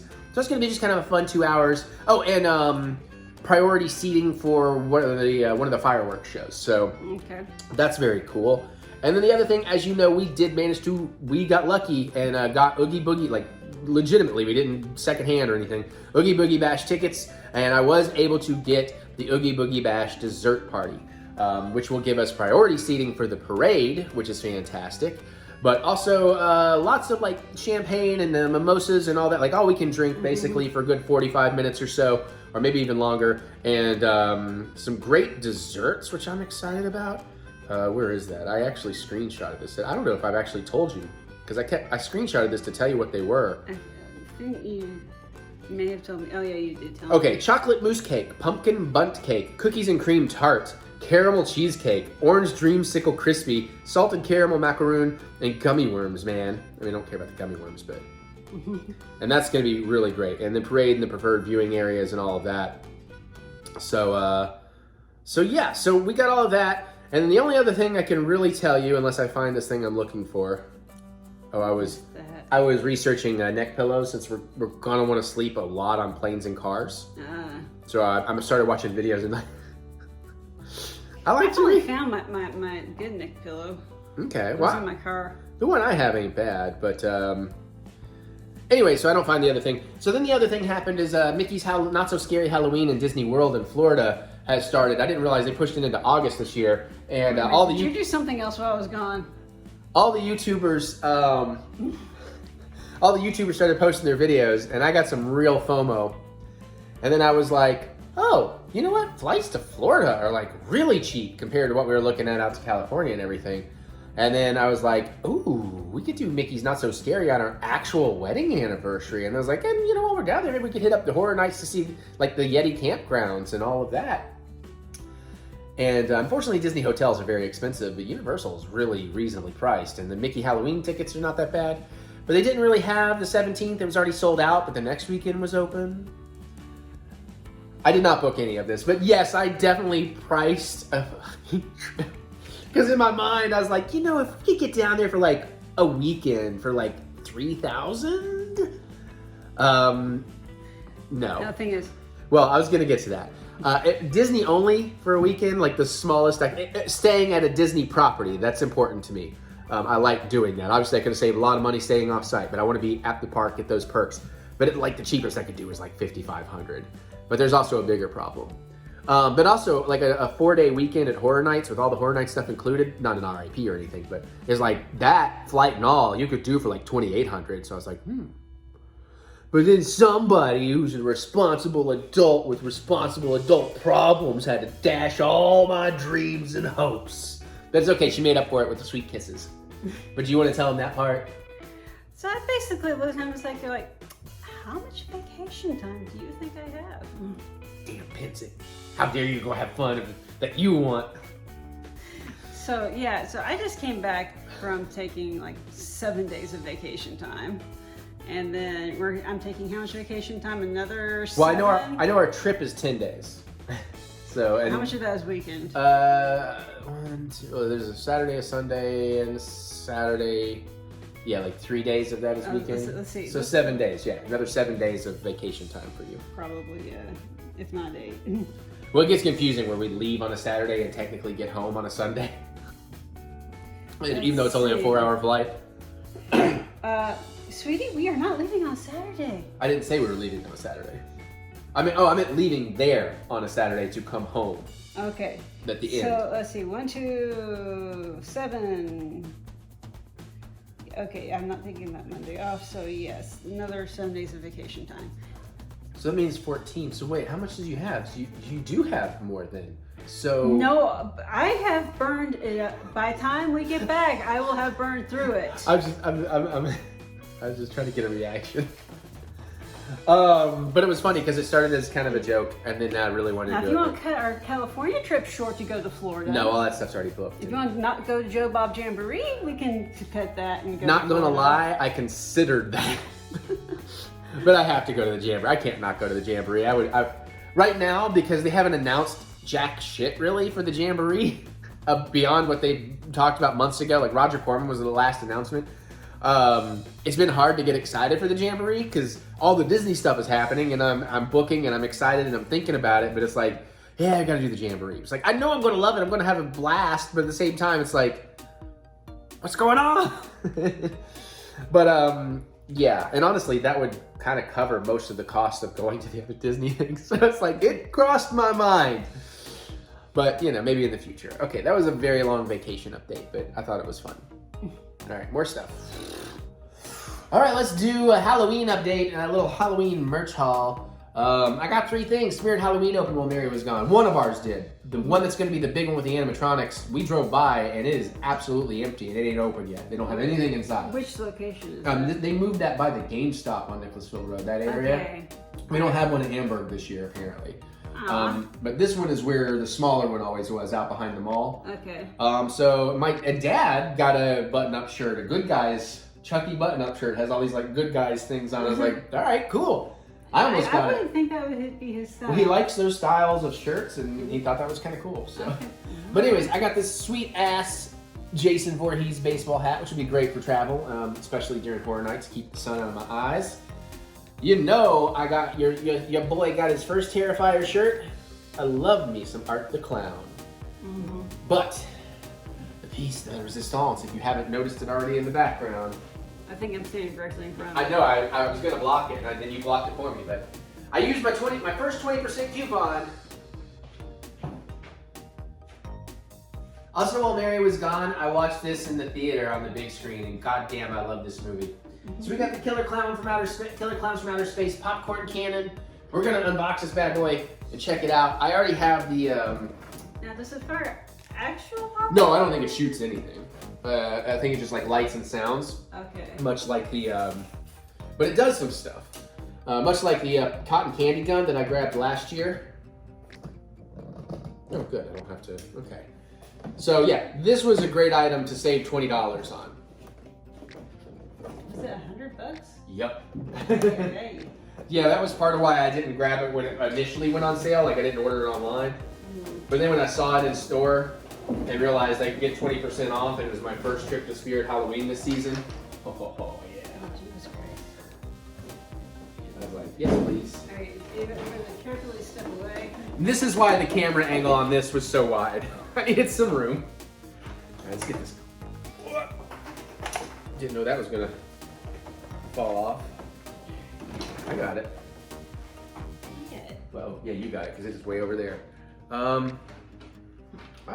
There are instructions on the box. I didn't really. Where's that came off the Box is behind me. I know it came off the crank, but I don't know exactly where. Oh, crank goes over there. But what is that? There are instructions in the box, actually. What does the tip do? Oh, I see. Okay. Okay, I see how this works. So we're gonna put the tip on the crank. Gonna put the crank in position. Boom, got it. Now, is there an on button? Here's the battery compartments. Squeeze the trigger and popcorn on for lights and sound.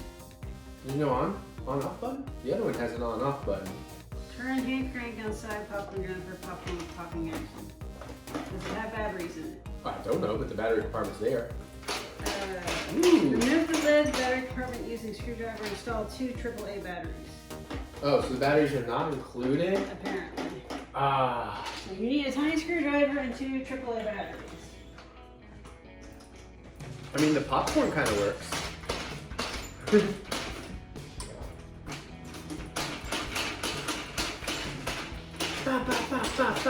Eddie is very interested. I don't know if you can see her. But I was hoping there is an on-off button so it doesn't just drain the batteries, but I guess not. Yeah, I assume the popcorn popper is like, that little long popper thing for kids. Uh-huh. Popcorn popper. Yeah, that's exactly how this kind of works. Okay, you can work on the screwing while I go get you some batteries. I'm pretty good at screwing.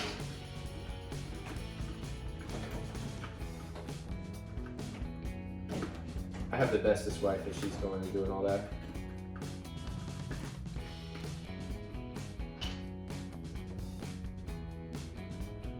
Come on, where's my batteries? I'm in. Just being a joik. Alright. Oh, it was also funny because on my way into Spirit Halloween, my dad was with me and he decided to go in. He doesn't normally go in places like that, but I guess obviously since he bought a shirt. I thought it was funny because he was taking a minute getting out of the car to go in, and I was very excited to like halfway to the store, and it made me think like, oh my god, I'm like the excited kid running into the toy store. So I thought, oh, I'm gonna wait till he pops around the car and perform for him. Then I was like, come on, hurry. And he's like, he started laughing. He's like, you're like an excited kid going to the toy store. I'm like, exactly. All right.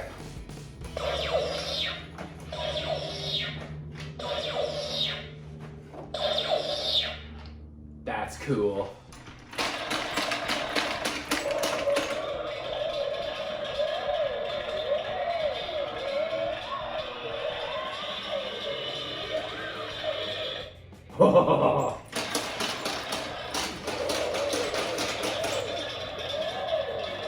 Can't pull the trigger while it's going. Also, mine's got a little bit of paint chipping or smearage.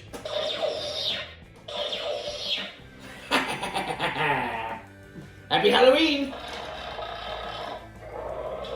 Oh, they did that on its own. The handle.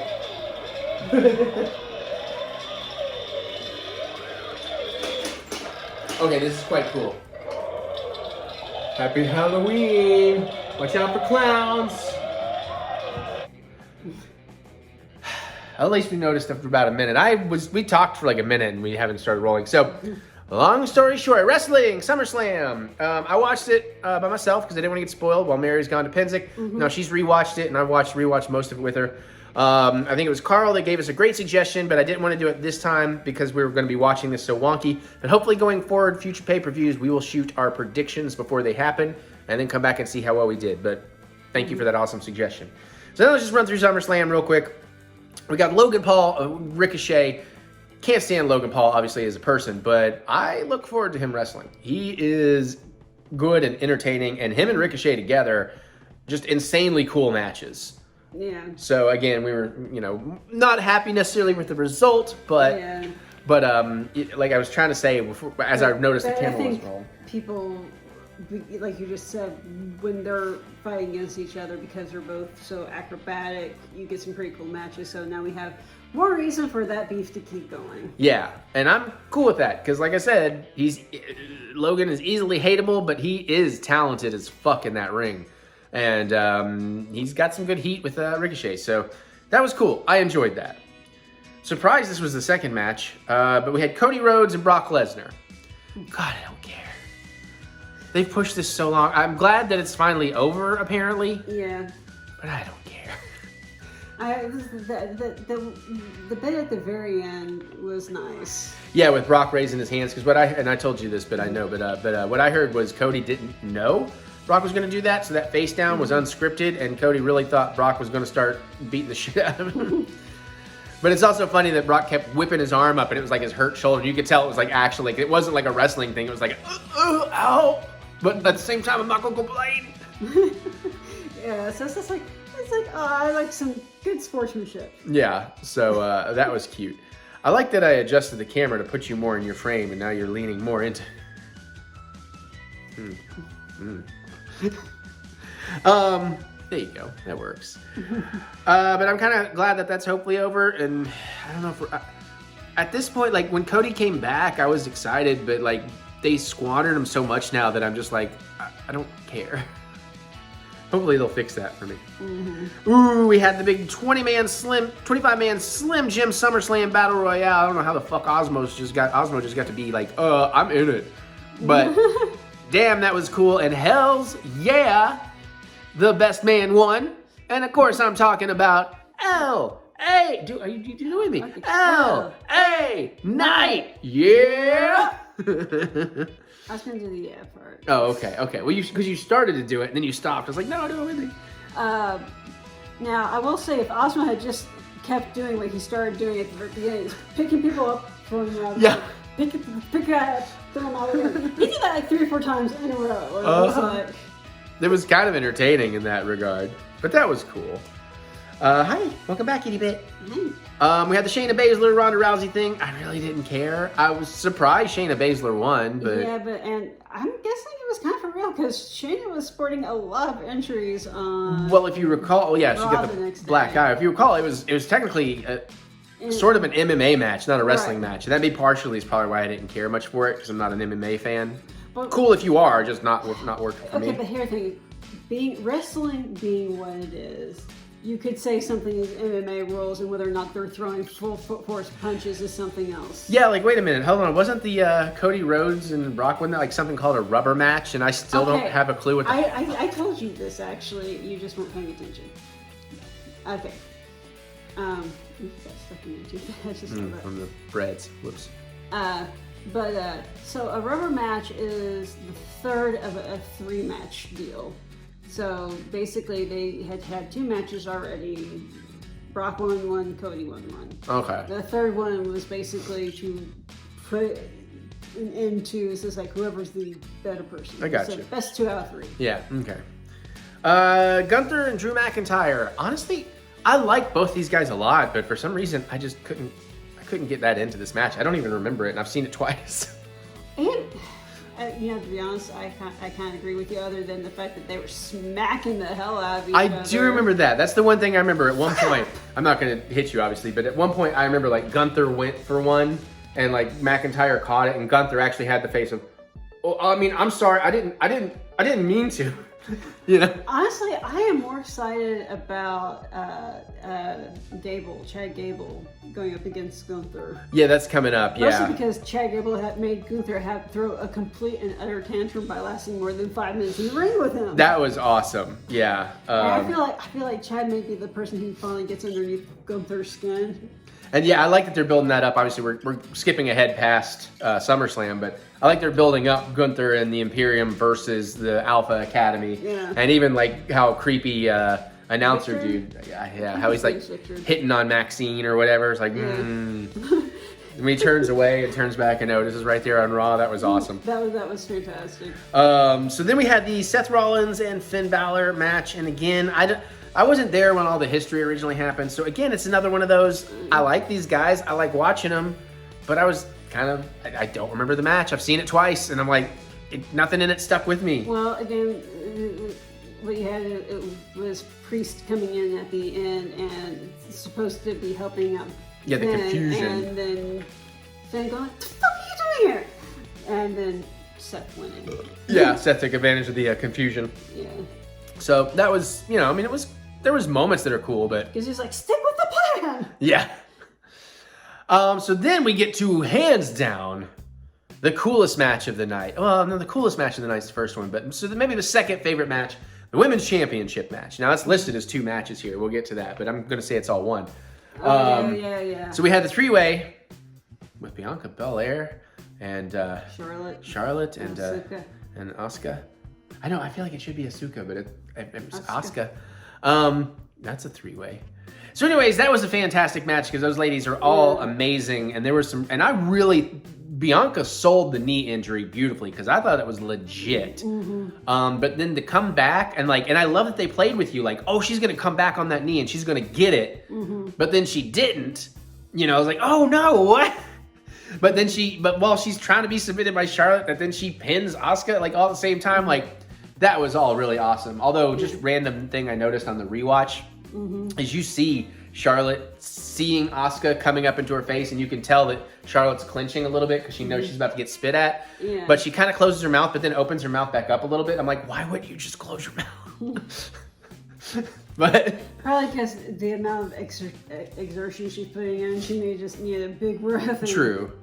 But so that was pretty amazing. It was Getting that pinfall, and I'm like, oh yeah, I'm good with Bianca having it back. But then 3 seconds roll by. Io Sky. With one of the best cash-ins ever. That made sense. And I loved how cute it was that she was up on the ring and ready to do her move, and she's like, come on, announce it, hit the bell. And then she just quickly made the whatever gesture she would normally make more gesturally. Was like, meh, 1, 2, 3. I was like, oh, this is going to be interesting in the women's division right now. Yeah. To see how that goes forward, because I think Io Sky is going to surprise a lot. I think she's going to hold on to it for a while. Or maybe they're going to start whipping it around to everybody. I don't know. But, so that was SummerSlam, and it was a good... Oh, wait, yeah. There's at least one more match. Yeah. The tribal battle? Yeah. Where you have 2 amazing athletes. I love Jay. And Roman is great at what he does. But my God, it's like 20 minutes for them to get down. It's an hour. There was an hour on the show when the main event started. And it's like 15, 20 minutes for them even to get in the ring and throw a first punch. And I like to say that they did a lot of cool stuff. There was a lot of great wrestling in there, but it was done at a snail's pace. There are times where I just start going, this is boring. So if you go to live shows, we all need to make that a thing sometimes. So, and then obviously, you know, it got pretty good near the end. You know, I mean, it started picking up, and then like Solo comes in, and I kind of fucked up with Mary. Because she was asking like, wait, where's Solo? And in my mind, because she hadn't seen the SmackDown before it either, I thought the Solo Roman accidents happened on SmackDown. So it's like, oh yeah, I forgot to tell you, in SmackDown, like Solo got accidentally speared by Roman, kind of got mad at Roman and blah, blah.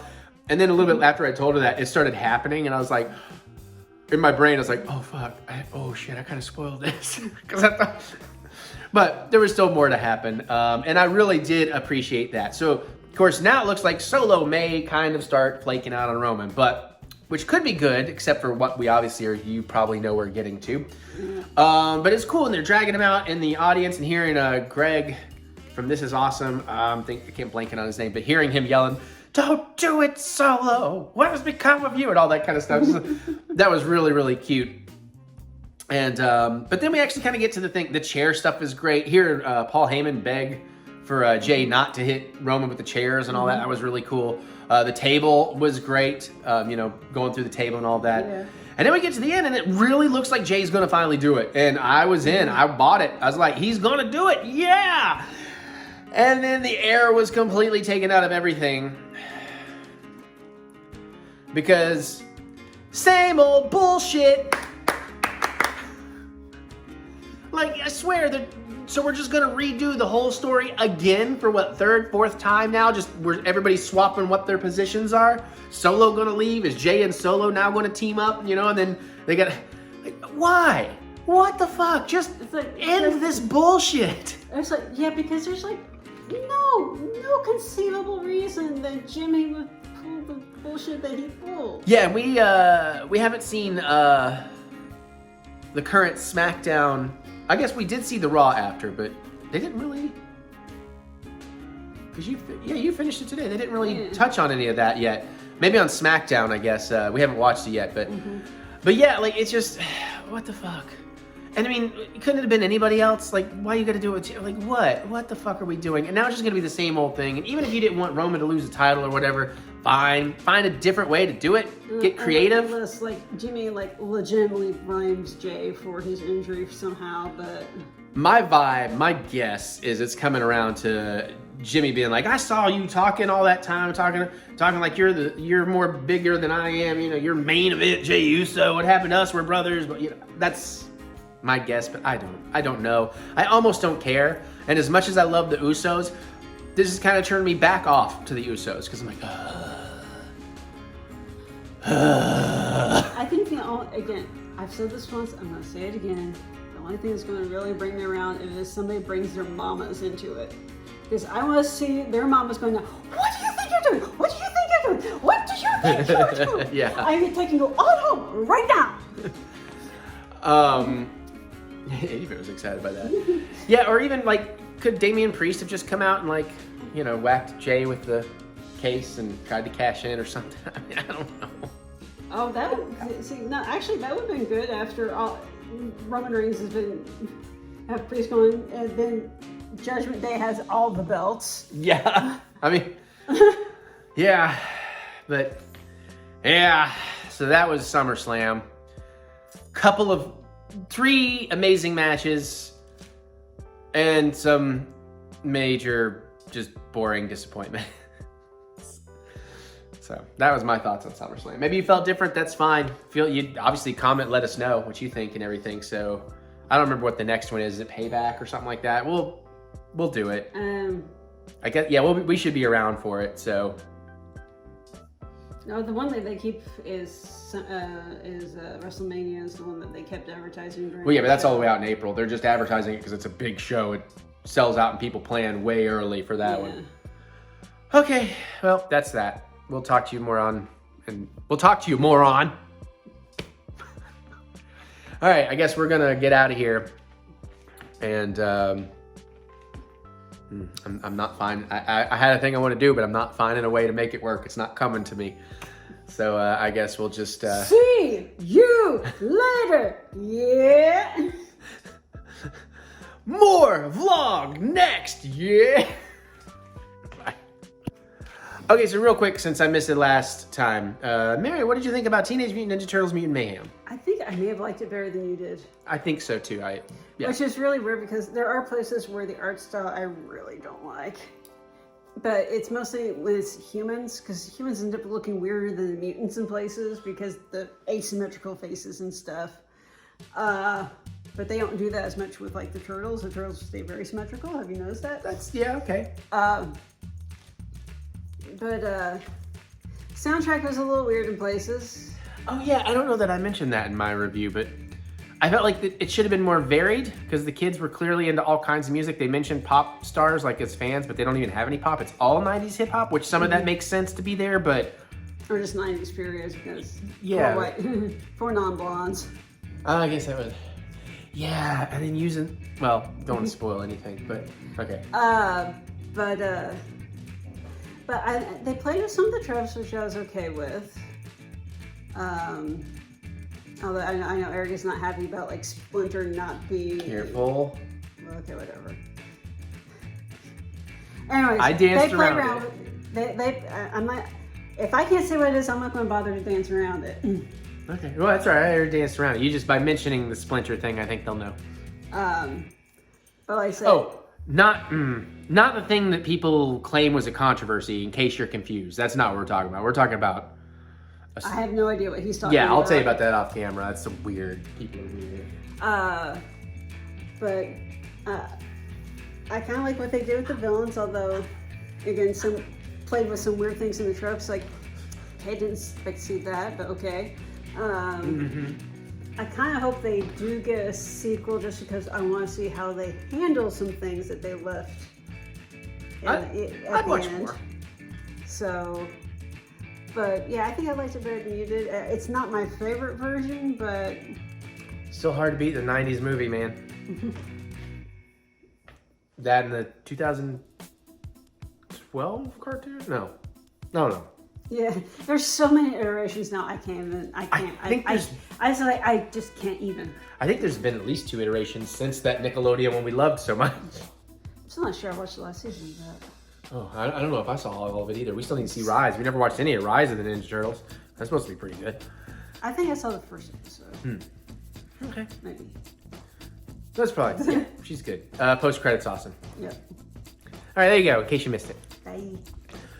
Okay, so obviously I thought I was going to see a lot more movies this week. While Mary was gone, I did have a day planned where I was going to go down to the theater and I was going to see... what was the order of events? I was going to see The Last Voyage of the Demeter, followed immediately by Talk to Me, followed immediately by The Meg 2 in 3D. But I felt bad leaving the cats alone like that long all day. They'd basically be locked downstairs all day long.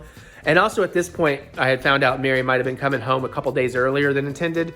And I was kind of enjoying sitting down there watching a crap ton of movies on the theater. So I think I'll actually make this section a sort of quick mini review of a bunch of the things I watched. And then I'll go into the actual movie review that I was going to make this. So I probably can't even remember everything I watched down there. But I really enjoyed getting to watch stuff on our big theater that was more horror related. Like I did rewatch Killer Clowns from Outer Space. Such a great movie. Seeing it on the big screen like that was awesome. I watched Fall, the one where the chicks are stuck on the tower, which I enjoyed well enough. And it definitely had some of that stuff, though. It's like, well, why wouldn't you do this? Or why wouldn't you try that? Or, you know, you're stuck on this little platform. You're afraid you're going to fall asleep and fall off. You've got climbing ropes and harnesses. Like, at least wrap that shit around the pole. So if you do doze off, you ain't going to fall off. But I will say this. There is a nice twist at the end of that movie that made me like it a lot more than I would think I would have thought it was okay. But then I really liked it. So that was really cool. What else? Okay, I know I did... what was it? Werewolf of London, the first Universal Monsters werewolf film. Did not realize there was a couple of werewolf movies before The Wolfman. It's pretty good. It's not my favorite, but it's pretty good. Some of the transition and makeup was nice. I finally watched Becky, which was great. Granted, I wanted her to be a little bit more capable. I wanted her to be more of a Liam Neeson than she was. But it was gruesome and fun and shocking, and I loved everything about it. And I bought the 2-pack, so later I watched Wrath of Becky, which I really liked, but of course, they did have to change up the style and the tone because she kind of aged out of what made the first Becky so special, that it's a child doing that kind of stuff. But I did like part 2. It does set up for a very ridiculous part 3 that I would like to see. So that I watched.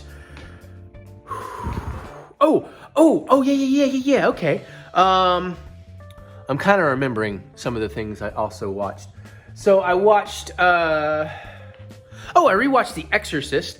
I've seen The Exorcist 3 or 4 times in my life, and it never worked for me. I was too late, so it always bored me. But I think I was always just too sleepy, horny, or drunk to ever appreciate it. This time, I very much appreciated it, and I got it. And I'm going to watch the whole Exorcist series, so that was cool, especially on the big screen. I watched a couple of things on Shudder. I watched Influencer. Really cool movie. I really liked that. I like the twists and the turns. I think the last little moment of the movie is fucking awesome. And then another one I highly recommend, Brooklyn 45. That is also on Shudder right now. Dude, that movie is awesome. If you don't know what it is, it's a group of World War II vets, like maybe a year or two after the end of World War II, kind of get together because one of their company's people, the wife, had killed herself before. So not that he really believes in all this stuff, but he convinces them to do a seance because his wife thought this German grocer down the street, played by Christina Klebe, by the way, was a Nazi spy. And so they basically get trapped in a room because the seance seems to kind of work. And from there, it's intense. It's incredibly well acted. It's got some gruesome moments. It's got some shocks and some turns. And I highly recommend Brooklyn 45. So, it's 45 because it's set in 1945, I suppose. So that one was really, really good too. I got my dad to watch it. He really liked that as well. I feel like I probably watched some other stuff too. I know I've been watching a lot of Ahsoka Star Wars, getting ready for Ahsoka. I know I watched a lot of wrestling down there. That might be it. That might be all I really watched. I feel like there might be one or two other things. But so that was a lot of what I watched while Mary was gone.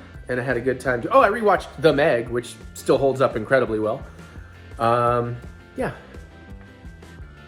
I tried to watch Dave Made a Maze, but it lost me somewhere in the middle. I should like it. I need to watch it again. I just was not in the right mood for it. So, because it wasn't quite what I was hoping to get. But that's on me more than the movie. I think I would probably like that movie if I was more in the right mindset for it. Okay, I think that's everything. I just know I watched a lot of movies. I watched more movies in that week than I do in a year outside of going to the theater, probably. Anyways, I canceled all those theater movies. I'll get to them eventually one way or another. All right, let's move on to the one movie I really wanted to review. All right, so Cobweb. It went to theaters. It had no backing behind it. It hit digital very quickly and getting no advertisement. But man, I'm glad all the people on Twitter who did see it are like, oh my God, everybody needs to go see this movie, and going kind of blind. I remember seeing the trailer, and the trailer looked really good to me. And I think I said it was one of those trailers where, depending on how the story went, because the trailer made you think it could be a cliche thing, but it's not really a cliche thing. But it's also incredibly well done. The acting, the tension, the design. There's a nightmare sequence in there that's amazing. There's some reveals near the end that has some real amazing stuff in it. Oh, it's finally raining for Mary. Oh, she was just about to go outside. But yeah, it's tight, 89 minutes, I want to say. I bought it on Vudu. You can rent it or buy it on your VOD platforms right now.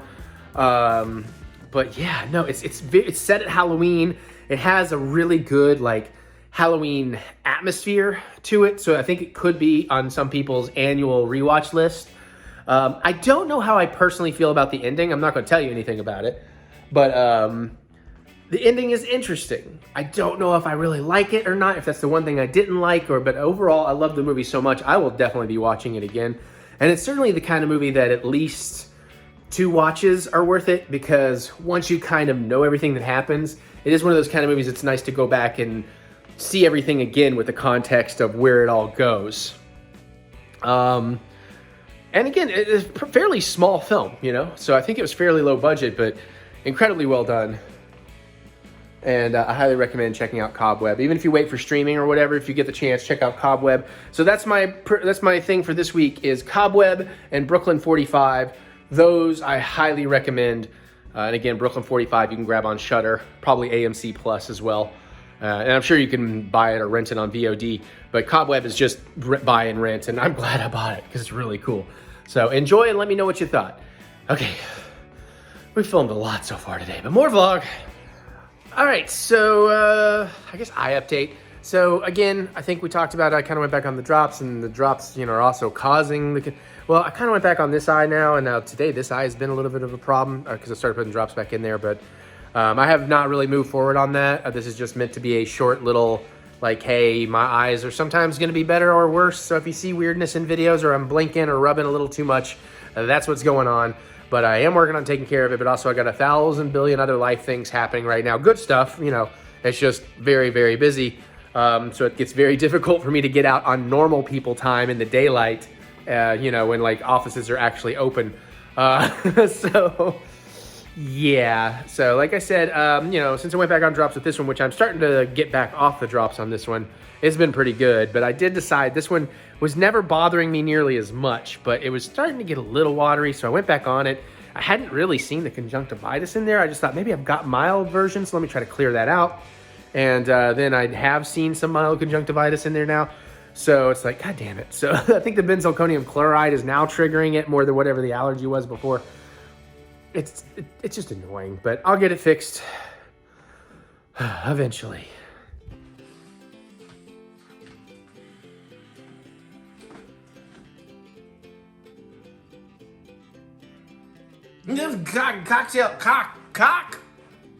Cocktail time. So you do not have to go bed, right? I'm just trying to make the video entertaining, dude. I rushed to get ready, but I'm still trying to give them something. Cocktail time! Yeah! All right, more Midori. Why not? We're doing a Midori Pineapple. I needed something simple. This is from the Midori site. Which is a Japanese melon liqueur, if you forget. We are doing 1 part Midori melon liqueur to 2 parts pineapple juice and a pineapple wedge for garnish. Here's some Dole pineapple juice. So if it's 1 to 2, I'm gonna go, this is a 6-ounce can. I think I can just do the whole 6 ounces to 3 ounces and a pineapple wedge for garnish. I don't think I'm gonna garnish it. I do have some pineapple chunks. So let's throw a little ice in here. I wouldn't do too much. I was just literally going to say, since I'm gonna fill this up, I'm gonna start with 3 cubes. We can always put in more. At least your pineapple juice is refrigerated. Yeah, exactly. That's what I was also thinking. So 6 to 3. So we're gonna go.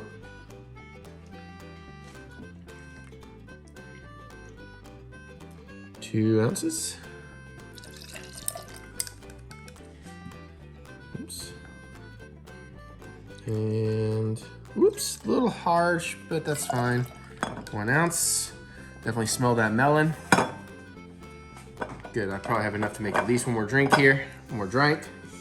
Shake, shake, shake. And I don't really need to measure this because I'm just going to judge by the can. Looks like I could probably get away with some more ice in there.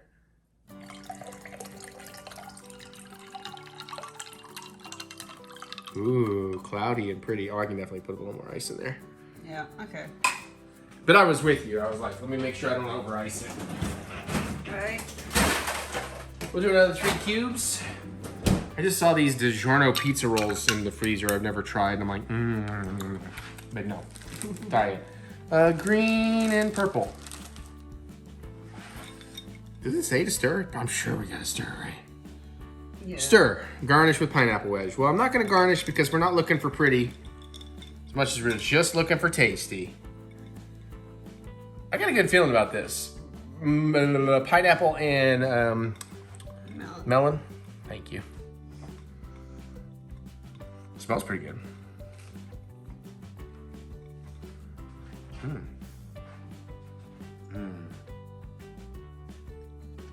Oh, damn, that's good. It's gonna get better in a few minutes as it kind of melds together, but that's good. And if you're wondering at home, I'm trying to do a lot more pineapple, you know, for Mary's sake.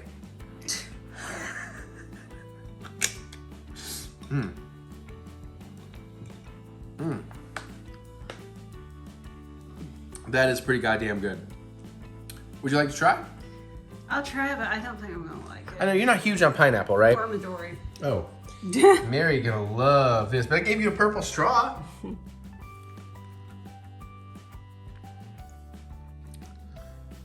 Midori is Japanese. It's tight, but But again, keeping in mind, she does not like Midori or pineapple juice. I like pineapple juice in some things, but it has to have other things I actually like in it. But you're not as like generally into it. Like I'll drink it and whatever. Yeah.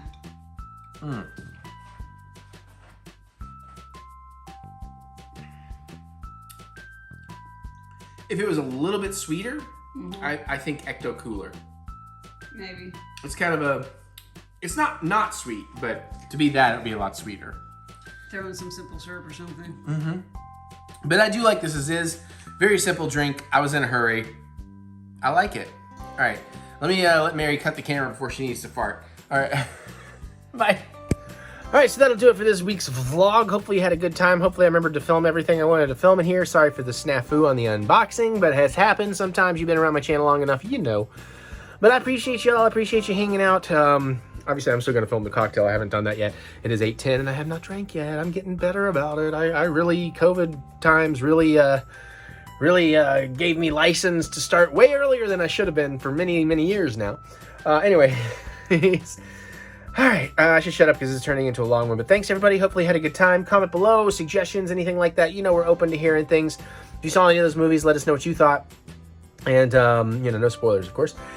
And other than that, comment below, give me some fun reading to do. You can also click the thumbs up button, give me that good old thumb of encouragement, as I do love to be encouraged. Still no idea when I'm getting to Star Wars Survivor, but I really want to open it because I want my Cal Kestis saber. All right, so remember, we will get through this. We will get through this together. Check out my music anywhere you listen to music. Look up EricButts, especially on Spotify. That's where it helps the most. You can go to TheEricButts.com for all your Funky Butts fun. And there's more stuff in the description below, like my shop, which I think, yeah, this is on the one that's tied to my YouTube. This is on there, but my actual Shopify, this is not on there. I'm going to do a newer version, but get it if you want it. All right, open up that description for more stuff and content and all that. So links in the description below. Click the see more button to see more butts and love more butts. And I'm going to get out of here so we can go play some Guacamelee. Maybe finish that game up. Start the new Disney game for the, well, not tonight, but in the future. And thanks, everybody. I love y'all. Bye.